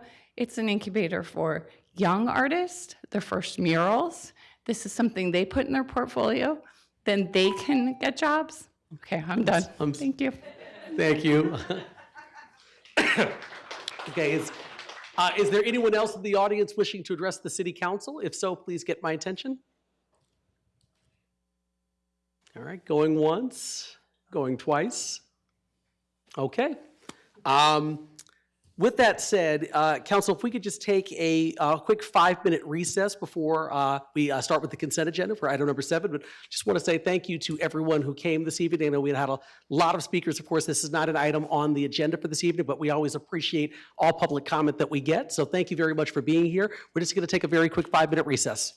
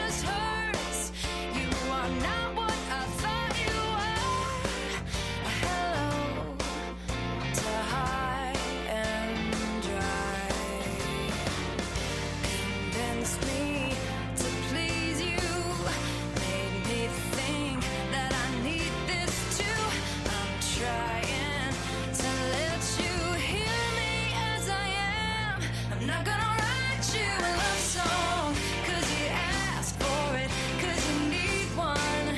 You see, I'm not gonna write you a love song, 'cause you tell me it's make or break in this. If you're on your way, I'm not gonna write you to stay. If all you have is leaving, I'ma need a better reason to write you a love song today. Promise me you'll leave the light on to help me see daylight my guide on. 'Cause I believe there's a way you can love me, because I say I won't write you a love song, 'cause you ask for it, 'cause you need one. You see, I'm not gonna write you a love song, 'cause you tell me it's make or break in this. Is that why you wanted a love song? 'Cause you asked for it, 'cause you need one.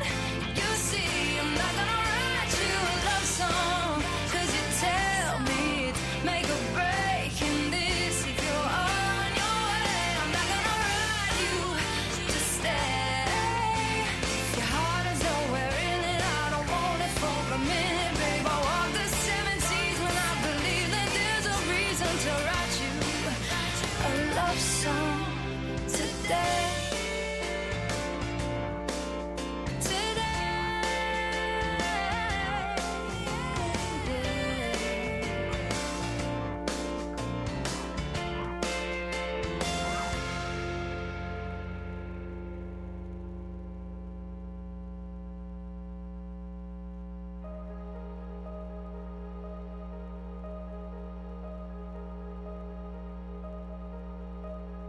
Going out tonight changes into something red.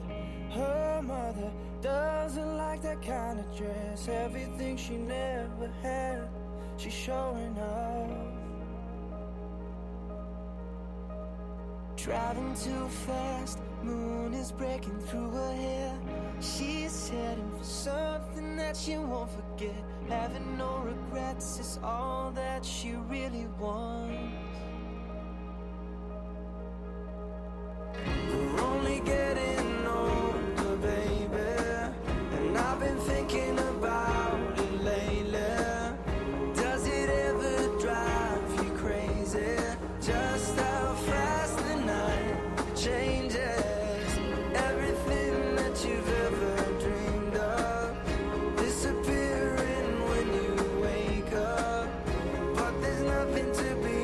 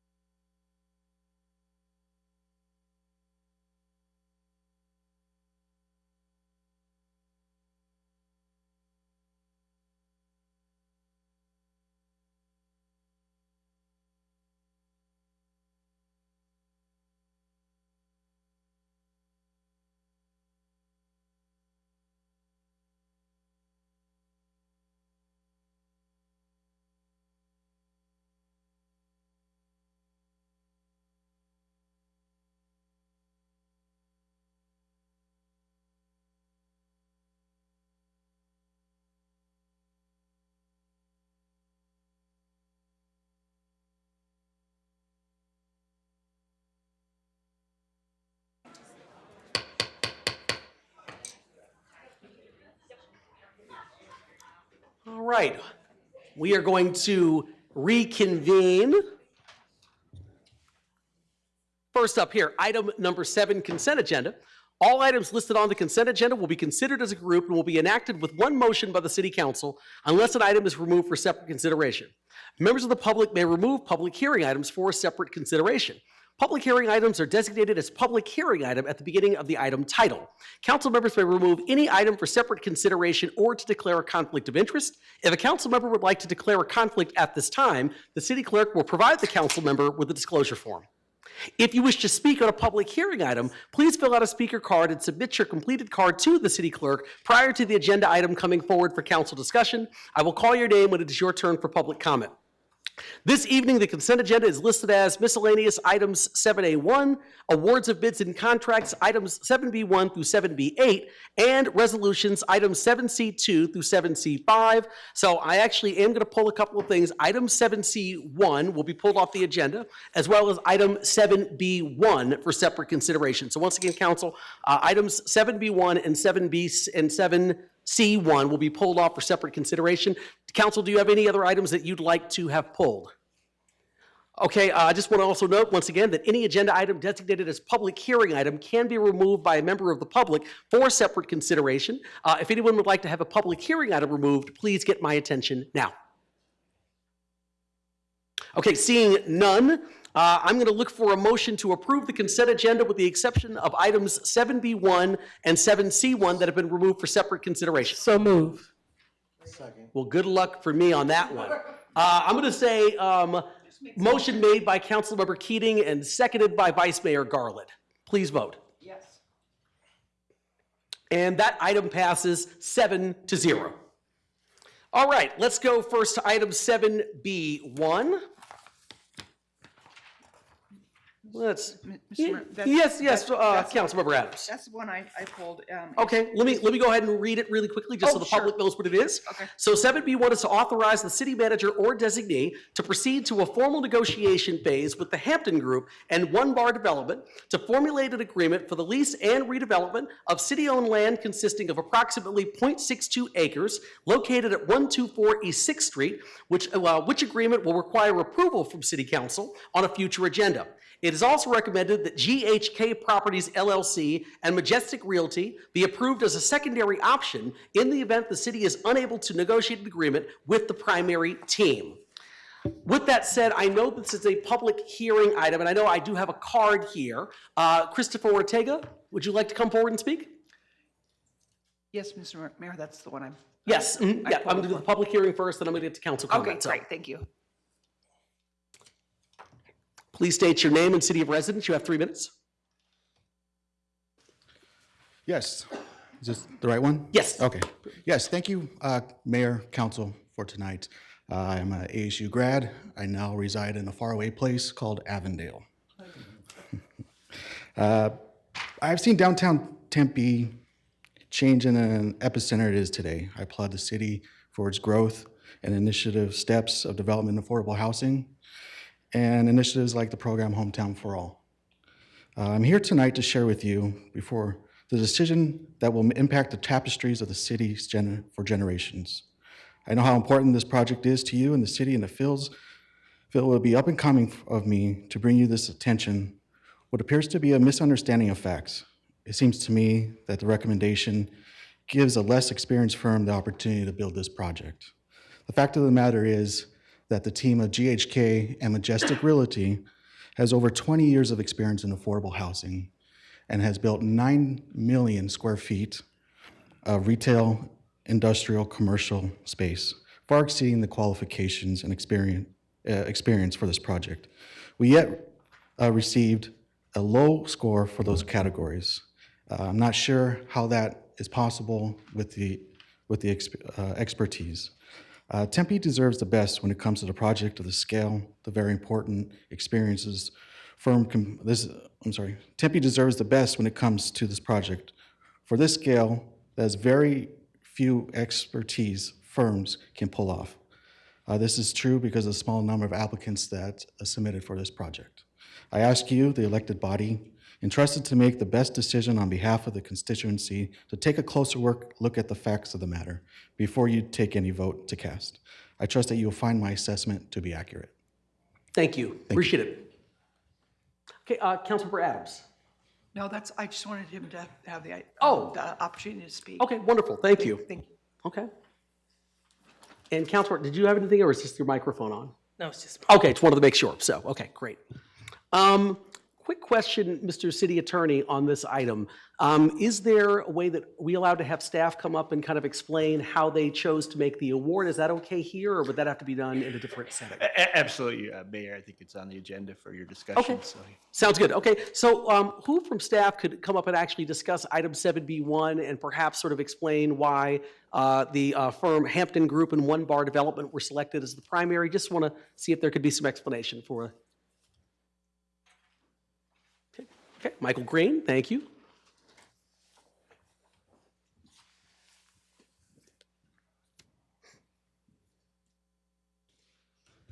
Good evening, Mayor, council members. Michael Green, I'm the procurement administrator for City of Tempe. We did feel that both of these proposals were very sound. We did feel that there was an advantage for the team that's being recommended. One of the areas that the committee was not able to determine was the experience of the company in developing high-rise facilities. The team that's being recommended as a primary did a much better job of demonstrating their expertise in high-rise development. One of their partners is based in New York and has extensive experience doing that. The other partner is here locally. And the committee did observe that the team that's being recommended as the primary did demonstrate a strong level of affordable housing expertise. But I think the key takeaway for the committee was they just felt, again, that they did not have the expertise in the high-rise development that was a key part of this project. Okay, thank you very much. And I should ask once again, Mr. City Attorney, because we don't do this regularly, is it okay for me to ask Mr. Ortega a question? Certainly, Honor. Certainly, Mayor. Yes. Oh, wow, okay. Yeah. I'll take it, Mr. Anderson. Thank you. Mr. Ortega, just a quick question for you, if you don't mind coming back up. Thank you, Michael. Appreciate it.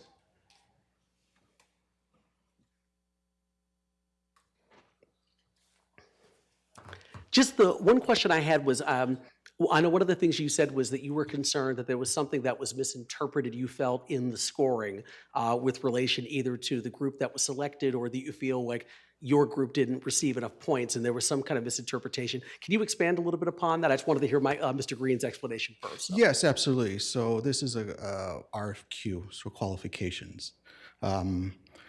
RFP goes into a little bit more of detail of how this aspect is going to come. So when we came with our portfolio of our team, we presented, answered the questions, and had a tremendous, still have a tremendous building with high-rise experience within the architect and our partners.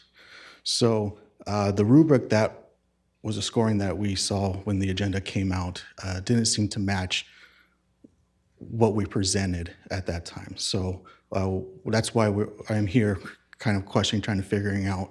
I know that there's a process and there's only a certain amount of detail that can be presented, but with our experiences and with our other projects, it came a little bit as a shock. Okay, thank you, appreciate that. Thank you.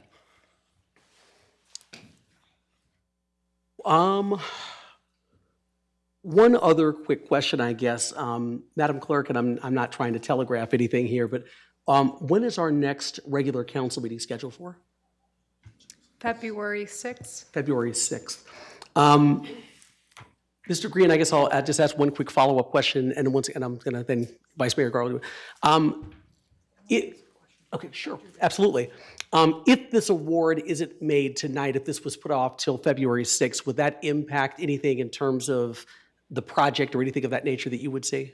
Not to my knowledge, Mayor. Okay, wonderful. Thank you so much. Appreciate that. Vice Mayor Garland, then Councilmember Adams. Wrong microphone. With Mr. Green, I was going to ask you a question. So the scoring on the paperwork we had shows a difference of 73 points between the person, the first choice, and the, Mr. Garcia's, I'm sorry. Ortega, sorry. The second choice. With the information that he said that he thought was a little bit different, would it make that much of a difference in the point scoring that this group that's in the #1 spot would leave the #1 spot? I do think that it did. You know, that was the committee did evaluate the evaluation criteria. That evaluation criteria was published with the RFQ, and the committee actually scored that criteria against the submittal. You know, the committee has to evaluate against their written submittal, including there were 2 interviews held by the committee to further explore and understand these proposals. So there was dialogue, there was communication with the companies, and at the end of the day, the committee, you know, had to make a decision about which company had a higher weight overall. Again, both companies were considerable in this effort, and that's why we recommended them as a secondary team in case we weren't able to negotiate a successful DDA. Okay, I appreciate that. Thank you. Great, thank you. Councilmember Adams, then Councilmember Chin. Yes, Mr. Ortega, can you come back up, please? So I've got one question for you.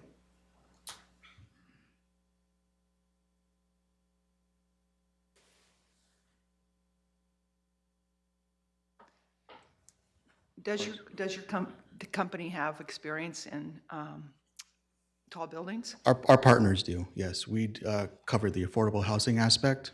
Uh-huh. And our partners do have that experience with high rises, yes. Okay, thank you. Thank you. Councilmember Chin? Thank you, Mayor. I just want to clarify, for my understanding, the way this item reads is there's the primary recommendation to move forward with the first group. However, if negotiations do not pan out to our satisfaction, then there is a secondary option to move forward with the other group. So it's built into, we'll continue to have the conversation and move forward. And if we're not satisfied with what's presented to us, to move forward in the longer process, then we have the secondary option. That is correct, Councilmember Chin. So I guess I'm not sure what a delay would, how it would be fruitful. Yeah, I was just Have it asking built for in. information, Okay. so, yeah. Okay, thank you. Thank you. Councilmember Keating? Thank you, Mayor. Mayor, I move we approve item 7B1. I second. Okay, it's been moved by Councilmember Keating to approve item 7B1 and seconded by Councilmember Chin. Please vote. Is the screen up? You went way too fast for it. Okay. There we go. Thank you.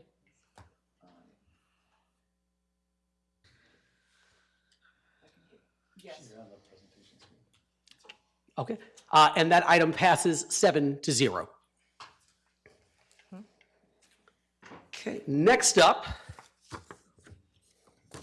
we have item 7C1.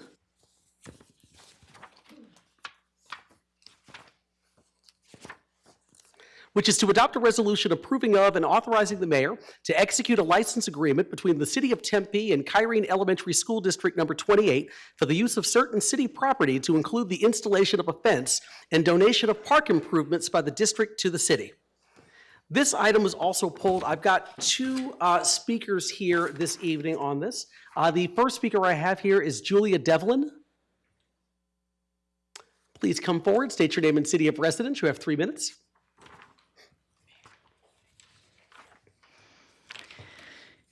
Good evening. My name is Julie Devlin, and my city of residence is Tempe.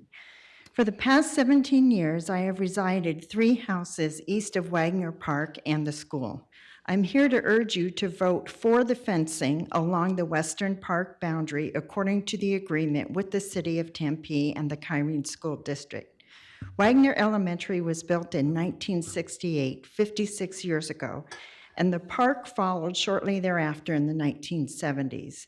The park is open to the public and simultaneously used as a playground for the Wagoneer students ages pre-K through 5th grade. This combined use is just a bad idea. As a parent of 2 grown sons, it baffles me that in over 50 years, a fence still to this day does not separate the school from the public park. Wagoneer is the only school in the district that has not installed fencing around its perimeter. It is long overdue, and the lack of fencing creates a safety issue for the children, our most precious citizens, who rely on us for their protection. I have seen children running into the street after soccer balls with teachers too far away to intervene. This neighborhood also includes 3 agricultural subdivisions that border the school and park. These subdivisions have many farm animals, including horses, cows, sheep, donkeys, llamas, and goats. It's also not unusual for a coyote to be spotted in the area, as the plentiful ducks and chickens make for easy meals. On more than one occasion, I have returned a loose animal to its owner and have had to chase a coyote out of my yard, and so have my neighbors. If one of these large animals were to get loose and run into the unfenced playground, it would put a small child in danger. Another issue with not having adequate fencing is that there is no single point of entry and exit for visitors to the campus, and a child could easily exit a building from numerous doors and leave campus unnoticed. Other people can also enter the buildings through a door that may not have been closed securely. This accessibility by outsiders is a problem for many reasons. As a secondary issue, I would love to use the park during school hours, especially when the weather is nice. However, I do not think that it is right for me or any other adult to do so, especially during recess. My presence or my husband's would be a source of suspicion and concern to the teachers and parents and students, and rightly so. Regarding park use, school officials have reported many incidents of children finding and picking up syringes, condoms, liquor bottles, and other nefarious trash. With over 400 small children sitting and playing in the grass every day. Sorry, that's time. Okay. Thank you so much. Thank Appreciate you. it. All right, the next speaker I have here is Carrie Furedy. Hope I got that correct. Oh, perfect. Please come forward, state your name and city of residence. You have 3 minutes. Good evening, Mayor Woods, council members, and members of the Tempe community. My name is Carrie Furedy. I am a resident of Chandler. However, I'm here this evening in my role as the Associate Superintendent for Future Ready Schools in the Kyrene School District. I'm here this evening to speak to consent item 7C1, which would authorize the Kyrene School District to construct and install a fence on the Wagner Park property. I am here tonight to thank you for your consideration and support of this item. Approval of this item will allow the Kyrene School District to construct a perimeter fence around C.I. Wagner Elementary School, similar to the fences that exist around all other Kyrene campuses. In the 2015-16 school year, the Kyrene School District engaged in a safety and security initiative with the primary purpose of securing our campuses by creating a single controlled point of entry to all of our schools. This involved enclosing corridors at school sites, constructing controlled entrances through the front office, and perimeter fencing. During this time, due to the unique circumstances regarding the city park adjacent to Wagner Elementary School, we were able to complete the corridor and front office work, but we were unable to get to a resolution regarding the perimeter fence. Over the years, the Kyrene School District has continued to work with the City of Tempe and the Wagner community to see if another plan could be developed that was more responsive to the concerns and feedback that were raised by the Wagner community, and also met the specific goals of Kyrene, which was to have perimeter fencing around all of our campuses to protect the children in our schools. Multiple town halls have been held during the 2023-24 and 24-25 school years. The City of Tempe has worked closely with the Kyrene School District team to continue to revise the plan to address the concerns that were raised by the community surrounding Wagner. Additionally, as part of this agreement, the Kyrene School District will be donating the playground equipment that we installed in the park to the City of Tempe. I want to specifically thank Alex Jovanovic, I hope I got his name correctly, for his support and work on this project, as well as the City Council members that attended our various town hall events. As always, Kyrene appreciates the relationship that exists between our district and the City of Tempe as we work to serve the children of our community. Thank you. Thank you. All right, is there anyone else wishing to speak on this item this evening? If so, please get my attention. All right, seeing none, I'm going to turn to council comments. I've got Councilmember Hodge, then Councilmember Adams. Thank you, Mayor. I just want to make a clarification because I got several emails asking me, am I voting on this? I want to put on the record that I am a part of Tempe Union and not Kyrene School District, so I can vote on this. I got people asking me that question, so I want to put it on record that I am Tempe Union's governing board member and not a member of the Kyrene, so I am allowed to cast a vote. Absolutely. Thank you. Let me go Councilmember Adams, then Vice Mayor Garland. Yes, thank you, Mr. Mayor. I spent a lot of time in the community meetings, and so I recognize a lot of you out there. And it was they were very powerful meetings. I feel like putting the fence up, the agreement that we have right now is going to work out well for everyone. So the residents of around the area will be able to participate in the park, but also the children are going to be safe. And if I can have Craig come up and explain kind of the agreement, what we did, and or Alex, what we, either one of you, so how we had I think we have a really good compromise on this situation. Yes, Mayor, Vice Mayor, Council members, Alex Jovanovic, Community Services Deputy Director for Parks. So if the question is, or are you just asking for a statement on to explain the agreement? You can explain the agreement and how we went from one position to another and compromising with the school. I think that our city team worked really well with the Kyrene team. So I just want you to kind of explain how we came up with the compromise that I think is going to be really workable for everyone in the community, not just the school, but it's also going to be it's also going to promote safety with the children, and which is very important to me. Yes, absolutely. So going back to the spring of 2022, the city was working through our CIP project, going through public outreach. And so after we concluded the outreach, about the summer of 2022, the school district actually reached out, asking once again if there's opportunity to work on an improvement plan so they can secure and provide safety to the students and the staff at Wagner. So that at that point, we paused our CIP project for the city that was going to improve the Wagner East Park, sorry.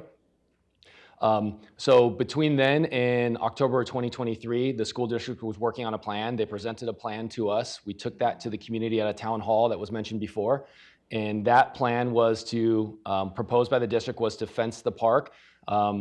That plan would have including the school district then improving the park playground and elements to that, and then taking over some of the maintenance responsibilities to that, but it would still allow access during non-school hours to the park space. At the town hall, we heard loud and clear from the community they were not supportive of that. They didn't want to lose access to the park, and rightfully so. Just after that, Councilmember Adams, Vice Mayor at the time, hosted a secondary meeting to once again circle back with the community, and we heard much of the same. And then fast forward to November of 2024, that's when this current proposal was brought to us, and it was also provided to the community at another town hall, which was much better received by the community.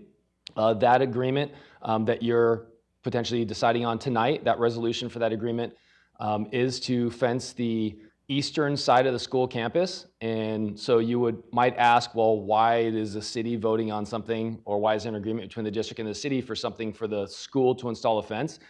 On the sidewalk east of the school property, that sidewalk actually installed by the school, but it's on city property. So that is why the agreement is before you, to allow the school district to then install a fence on that sidewalk to fence the school property. And then, as mentioned earlier, the agreement would allow or the city would accept a donation from the school district for previously installed basketball courts and a playground structure on the northern end of that park. That was an excellent explanation of what happened. And I guess we have somebody else. Thank you. Next up, Vice Mayor Garland, then Councilmember Amberg. I think this is a great compromise to what needs to be done. The bottom line is keeping our children safe. I have had 4 kids who went through Wagner Elementary School. I volunteered many, many, many hours at that Wagner Park, making sure kids did not run into the street, which only once they did while I was there that I saw, but it was not very safe. So I think this is a great compromise for the students and for the community. So I want to applaud you guys, did a great job. Thank you very much. Thank you. Councilmember Amberg. Yes, thank you, Mr. Mayor. Vice Mayor Garland, I too had 2 kids that went through Wagner. And I actually remember when my oldest went through Wagner, it was before they built that outside wall. And when she was in kindergarten, she literally went from her room, pushed a door open, and was in the park. There was, I mean, anybody could go in. It was crazy. I know. So I remember when they built that, and it was fantastic. Everybody loved it. But it has always been baffling to me that those kids and anybody, any member of the public, and it's not just anyone that lives in the surrounding community, it is anyone, can go onto that park whenever the kindergartners, first graders, preschoolers are out there playing. And I'm sorry, but the school district, you cannot get enough adults to be able to make sure that everybody is safe all of the time. So I did go to the November meeting. There was a lot of opinions there. Everybody was very, very, very emotional about what was going on. What I took away is the parents and the teachers and what they wanted, because their safety to me is of the utmost priority. And I think this is really a fantastic compromise. And just for those Wagner parents out there, they did talk about it at that meeting. And Alex, correct me if I'm wrong, but for the after-school events that the city of School of Wagner does, like the Halloween, the turkey trot, the turkey trots during the school, Halloween, the carnival, those things, the school is still going to have access to that park. They're still going to be able to perform, and have those, great community functions at the park. So I just wanted to clarify that for anybody listening. Yes, Thank you. that is correct. Yep. Excellent. Mr. Mayor? Yes. I'll make a motion to approve. Okay, it's been moved by Councilmember Adams to approve item 7C1. Do I have a second? Second. Seconded by Councilmember Amberg. Please vote. And that passes 7-0. Next up, item 8, the non-consent agenda. All items listed on the non-consent agenda will be considered separately. Agenda items scheduled for introduction and first public hearing will be heard, but will not be voted upon at this meeting. Agenda items scheduled for second public hearing and final adoption will be voted upon tonight. Council members who may have a conflict of interest may abstain from voting on a matter, and the city clerk will provide the council members with the disclosure form at this time. First section, 8A, miscellaneous items, bids, contracts, and resolutions. First item under the section is 8A1, which is to hold a public hearing on the applicant's request for a time extension to apply for a planned area development and development plan review for Ramada Inn located at 1635 North Scottsdale Road. So I just want to note for the public here, the property located at 1635 North Scottsdale Road is the subject of a rezoning request that was conditionally approved by the City Council on June 9th, 2022.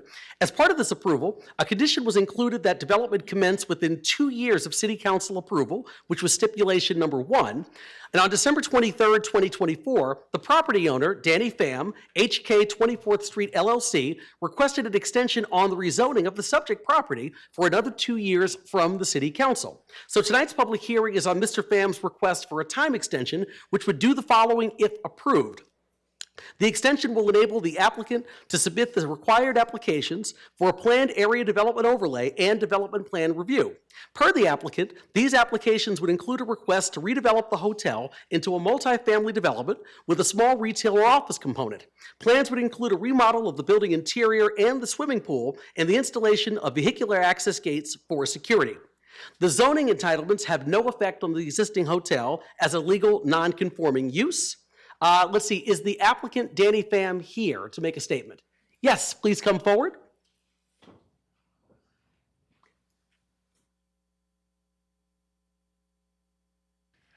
Good evening, Mr. Mayor.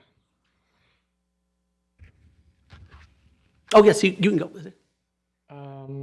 Okay, I'm here to request for an extension um, because of the first 2 years was right after the pandemic. So the condition and the financial and the environment wasn't available for us to make the change possible. And it was also somewhat what we would misunderstand what the city want at for part of that rezoning. We thought the only option was to redevelop in the way that we have to demolish the hotel and rebuild the property to the multi-family to 205 unit, which the current hotel is 140 unit. That confusion would cause us to not able to move forward because the cost of financial to redevelop and demolish and build a new one is it was overwhelming for us. Now we get a clear message from the city that that was not the only option we have. We could remodel. We could remodel the current 140 unit hotel to an apartment with upgrade um, from landscaping to the quality inside and outside of the hotel. Um, uh, so because of that new information, I am here to ask for another 2 years extensions now that we have a clear strategy and what the city want. I was approached by the city over 2 years ago, request rezone by the city, change this hotel, which was for the last over 10 years, over 15 years, was the number one hotspot for the city of Tempe as far as you name it, drug, prostitute, everything. We took over the hotel 5 years ago, right before the pandemic. Our goal was to transform the hotel to apartment and to create a safe and housing for the area, because what I seen there was through my years in real estate and in retail, I never seen anything like this. But this was created by the previous owner with doesn't care about the neighborhood or the community and the city. I have 2 kids, went to ASU. I do care a lot for the city. We couldn't have invested anywhere, but I chose to invest in the city Tempe because I know I can make a difference. So this is why I'm here. And now that we have a clear purpose and what the city want, I believe within 2 years we can make this happen. Thank you. Appreciate it. Thank you.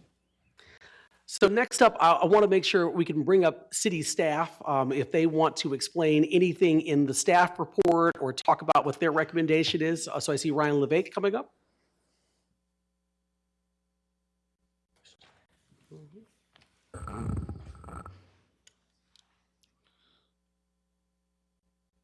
Thank you, Mayor, council members.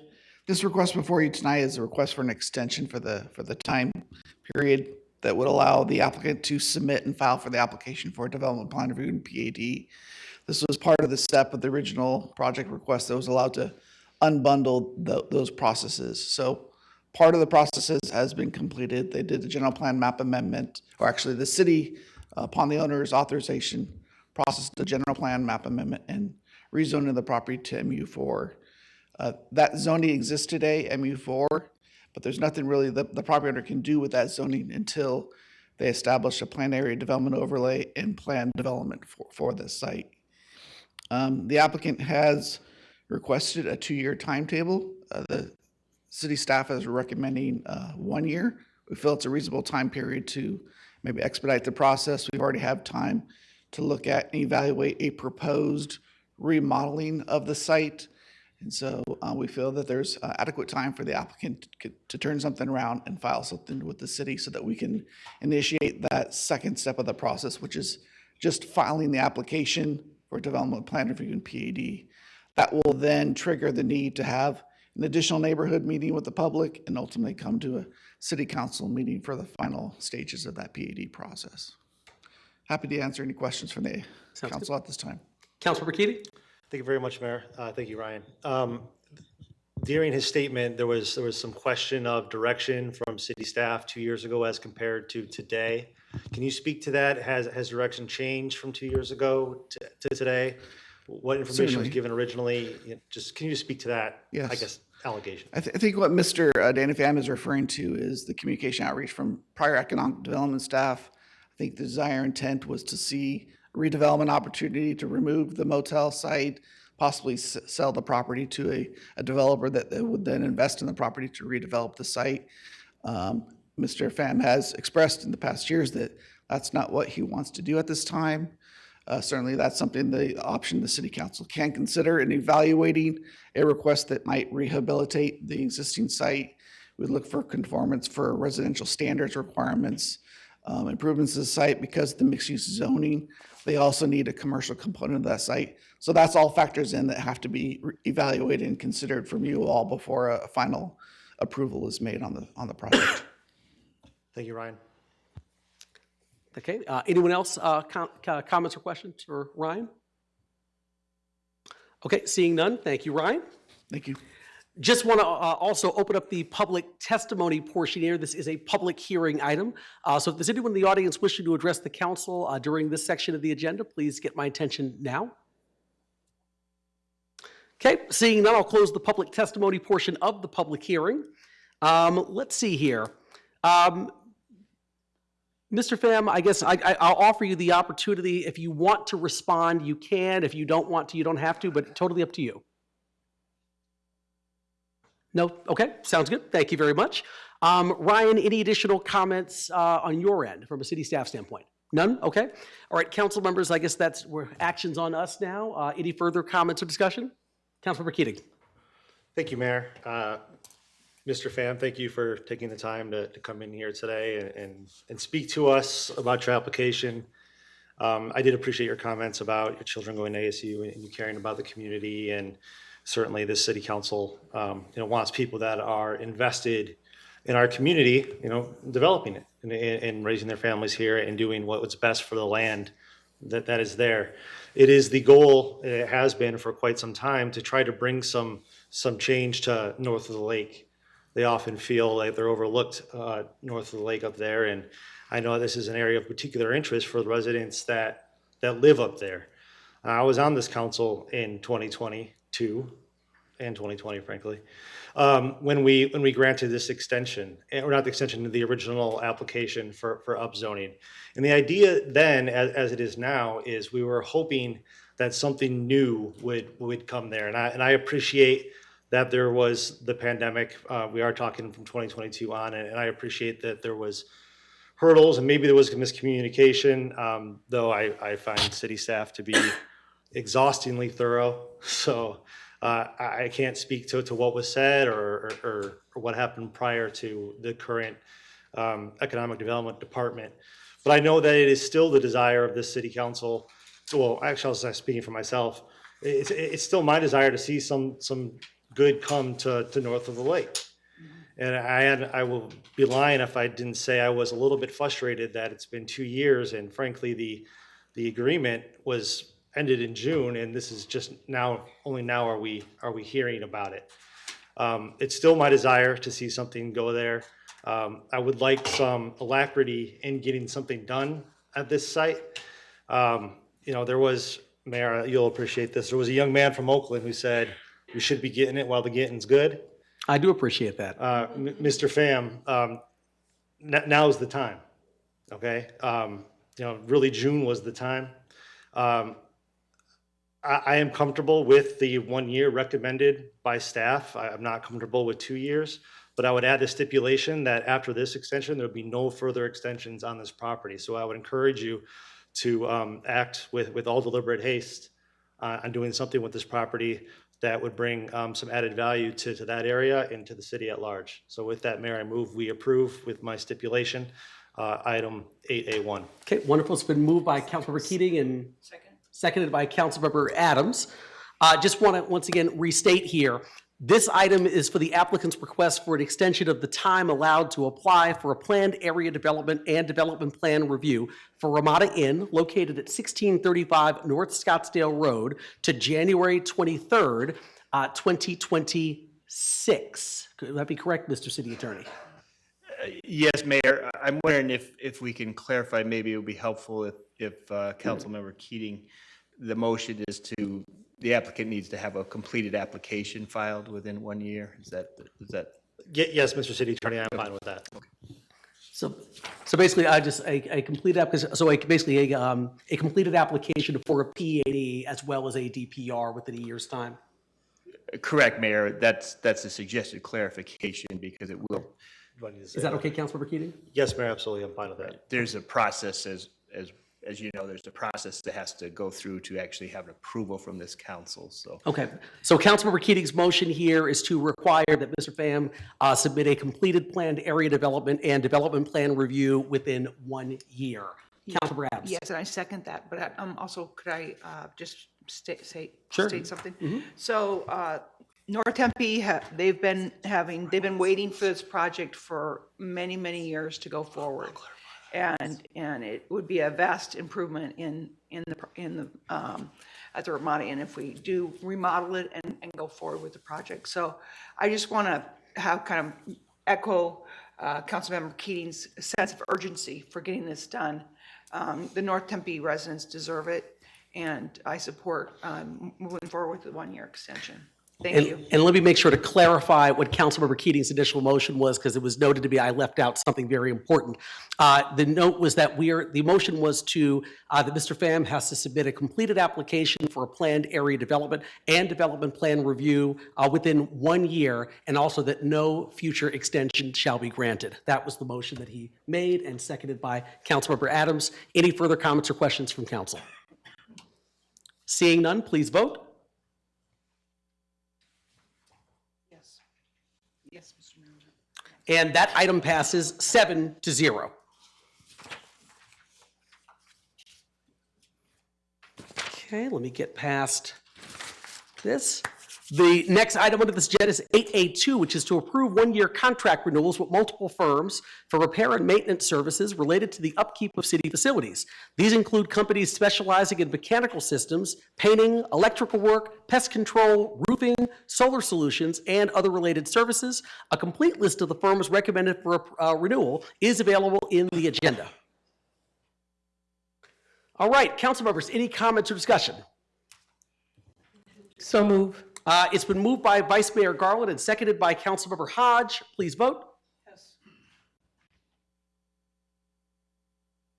Okay, and that item passes 7-0. The next item under the section is 8A3, which is to adopt a resolution awarding 1 year master job order construction contracts with 4 1-year renewal options to Cactus Transport 2 LLC, MR Tanner Development and Construction Incorporated, Nesbitt Contracting Company Incorporated, S&S Paving and Construction Incorporated, and Talus Construction to perform pavement preservation and rehabilitation projects, and authorizing the city engineer to issue individual job orders under said contracts. Council members, any comments or discussion? Second. It's been moved by Vice Mayor Garland and seconded by Councilmember Keating. Please vote. Aye. And that item passes 7-0. The next item under the section is 8A4, which is to award a professional services contract to Wilson Engineers LLC for project number 320802-4A, granular activated carbon and other improvements, South Tempe Water Treatment Plant. Council members, any comments or discussion? It's been moved by Councilmember Hodge, seconded, I think, by Councilmember Keating. Please vote. And that item passes 7-0. The last item under the section is 8A5, which is to award job order number 3 to SDV Incorporated for project number 6910481, pedestrian signal, Guadalupe Road, Western Canal, and Warner Road, Kyrene Canal. Council members, any comments or discussion? I'm just really. Oh, I'm can sorry. I have a motion first? Moved by Vice Mayor Garland, seconded by Councilmember Keating. Comments, Councilmember Adams? Yes, I'm just really excited to have this going forward. I think it will really increase the safety in crossing those streets, and safety should be number one. We have a lot of people get run over by cars, and I think this signal will really increase the safety. So thank you for moving this forward. Absolutely. Thank you so much. Any further comments? All right, hearing none, there's a motion and a second on the floor. Please vote. Yes. And that item also passes 7-0. The next section on the non-consent agenda is ordinances and items for introduction and first hearing. There are no items scheduled under this section this evening. Which brings us to the next section, non-consent agenda, ordinances and items for second hearing and final adoption. And there are also no items scheduled under this section this evening, which is probably the first time in 13 years of actually sitting up here that I've ever seen that happen. And what that means is that takes us to item number 9, current events, council announcements, and future agenda items. So once again, council members may request that an agenda item be added to a future council meeting during their allotted time, but in accordance with the open meeting law, there should be no discussion on the item other than to clarify the request. This evening, I'm going to start with Councilmember Keating. Nothing from me, Mayor. Thank you. Thank you very much. Next up, Councilmember Adams. Yes, I have several announcements. Thank you, Mr. Mayor. For 18 years, hundreds of residents from Chandler, Gilbert, Guadalupe, Mesa, Phoenix, Scottsdale, and Tempe have gathered at the town lake to celebrate our annual regional unity walk. So this Saturday, enjoy a short 1-mile walk that begins and ends at Tempe Beach Park with the residents of the neighboring communities. And best of all, it's free. The festival starts at 4:30 with music, fun, and food, and the walk starts at 6 p.m. Get a free t-shirt and walk for unity, mutual respect, and understanding for all of us. My second announcement is regarding Tempe Blooms. This weekend, experience downtown Tempe in full bloom at this one-of-a-kind event on Saturday, January 25th and Sunday, January 26th. From 10 a.m. to 5 p.m., stroll through the downtown district, transformed into a breathtaking floral wonderland, featuring 21 incredible floral displays crafted by the local floral designers. And watch as 10 live music murals are created and shop at over 45 vendors in the floral-inspired market, enjoying rotating live music, which I'm a huge fan of, across 10 locations, and enjoy flower-themed specials from downtown Tempe businesses. This was well-received last year, and I encourage anyone that hasn't gone out to it to go out and check it out this weekend. It's going to be amazing. And finally, I have my Join Jennifer coming up, and it will be on Tuesday, February 25th from 5:30 to 7. And we're going to meet at Arizona Mills Mall Food Court, located at 5000 South Arizona Mills Circle in Tempe. Enter the mall on the north side between Harkins Theaters and Tilt Studio. Enjoy snacks generously provided by Fruitlandia. Get a sneak peek at the brand new Arizona Mills attraction, Bubble Planet, and take home a tote bag full of Tempe souvenirs. I love to solve problems for residents, so bring your problems to me and we'll try to solve them together. Thank you. That ends my announcements for this evening, Mr. Mayor. Thank you, Councilmember Adams. Next up, Councilmember Chin. No announcements, sir. Thank you so much. Next up, Councilmember Hodge. Oh, thank you. My first one is Breakfast with Burdetta. That is on Saturday, February 1st from 9 a.m. to 12 p.m. This is Breakfast with Burdetta. This is going to be more about doing an expo for our schools, because if everybody knows, in our communities, our schools are losing students, losing enrollment. And this is a way of in highlighting in the high school district all of the different activities. You get a little experience of each school and what they have, and get a chance to talk to the teachers and principals. It's a great time. So if you know anyone who has school-age kids, or someone who's looking to live in our cities and want to know what's great about our communities, our schools are great in our communities. So please have them come out on February 1st between 9 and noon. And second off, we're talking about it again. It's always about, it seems like I have a theme. It's always about schools, but it's not always about schools. But this one is about a school drive that Kiwanis is putting on with us. It's a happy hour, and myself and President Kevin Walsh of Kyrene are going to be the guest speakers in that. And please come out, bring all. If you have school supplies, please come out just to enjoy. It's going to be at Bonfire Craft Kitchen, and it's from 5 to 6:30. And I just wanted to say, wished everybody a happy MLK Day. We had a great time on MLK. We were actually invited at the last minute, the city of Tempe, to be a part of MESA's. So I actually was out there with it, and Chief McCoy was out there, and we marched with everybody on MLK Day, and it was a great time. So we represented Tempe well. Thank you. Thank you so much. Next up, Councilmember Amberg. Thank you, Mr. Mayor. I do have a few announcements. So it is Neighborhood Day at the State Capitol, my favorite place in the whole wide world to be. To join the Tempe City Council for your upcoming Neighborhood Day at the State Capitol. Policy changes at the state level can affect all the resources, activities, operations in Tempe, your day-to-day lives, their local control issues down there, the rental tax, food tax, ADUs, VRBOs, all of that comes down from the state capitol. So please, please go. The attendees can meet with your city council members and learn about Tempe's legislative program, and meet with your Arizona legislative representatives as well.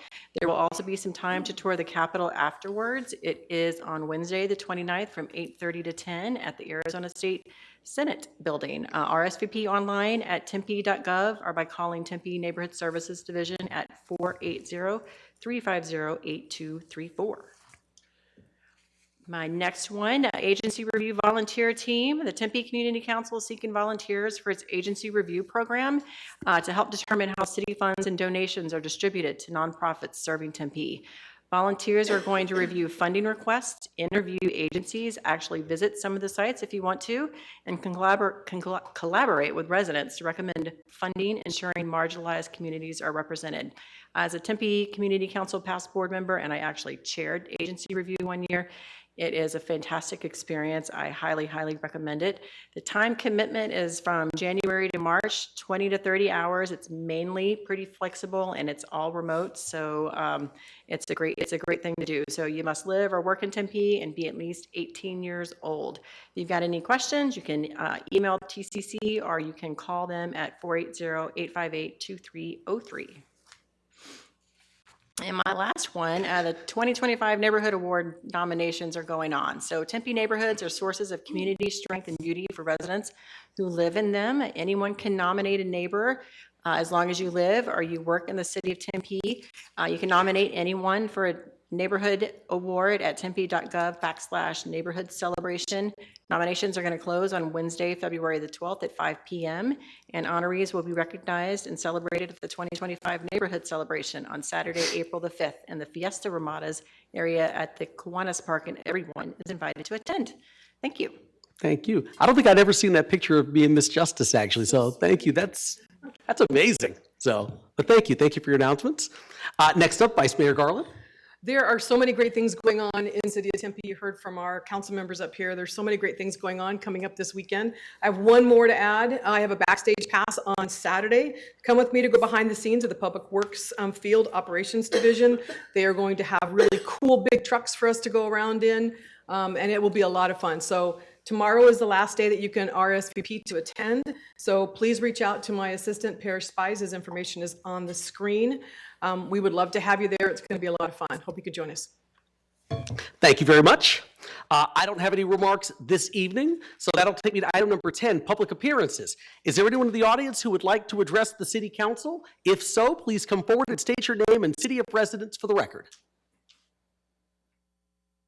All right, seeing none, I will close that portion of the meeting, which brings me to adjournment, item number 11. The next regular scheduled regular city council meeting will be on February 6th, 2025. We are adjourned. Have a great evening, everyone.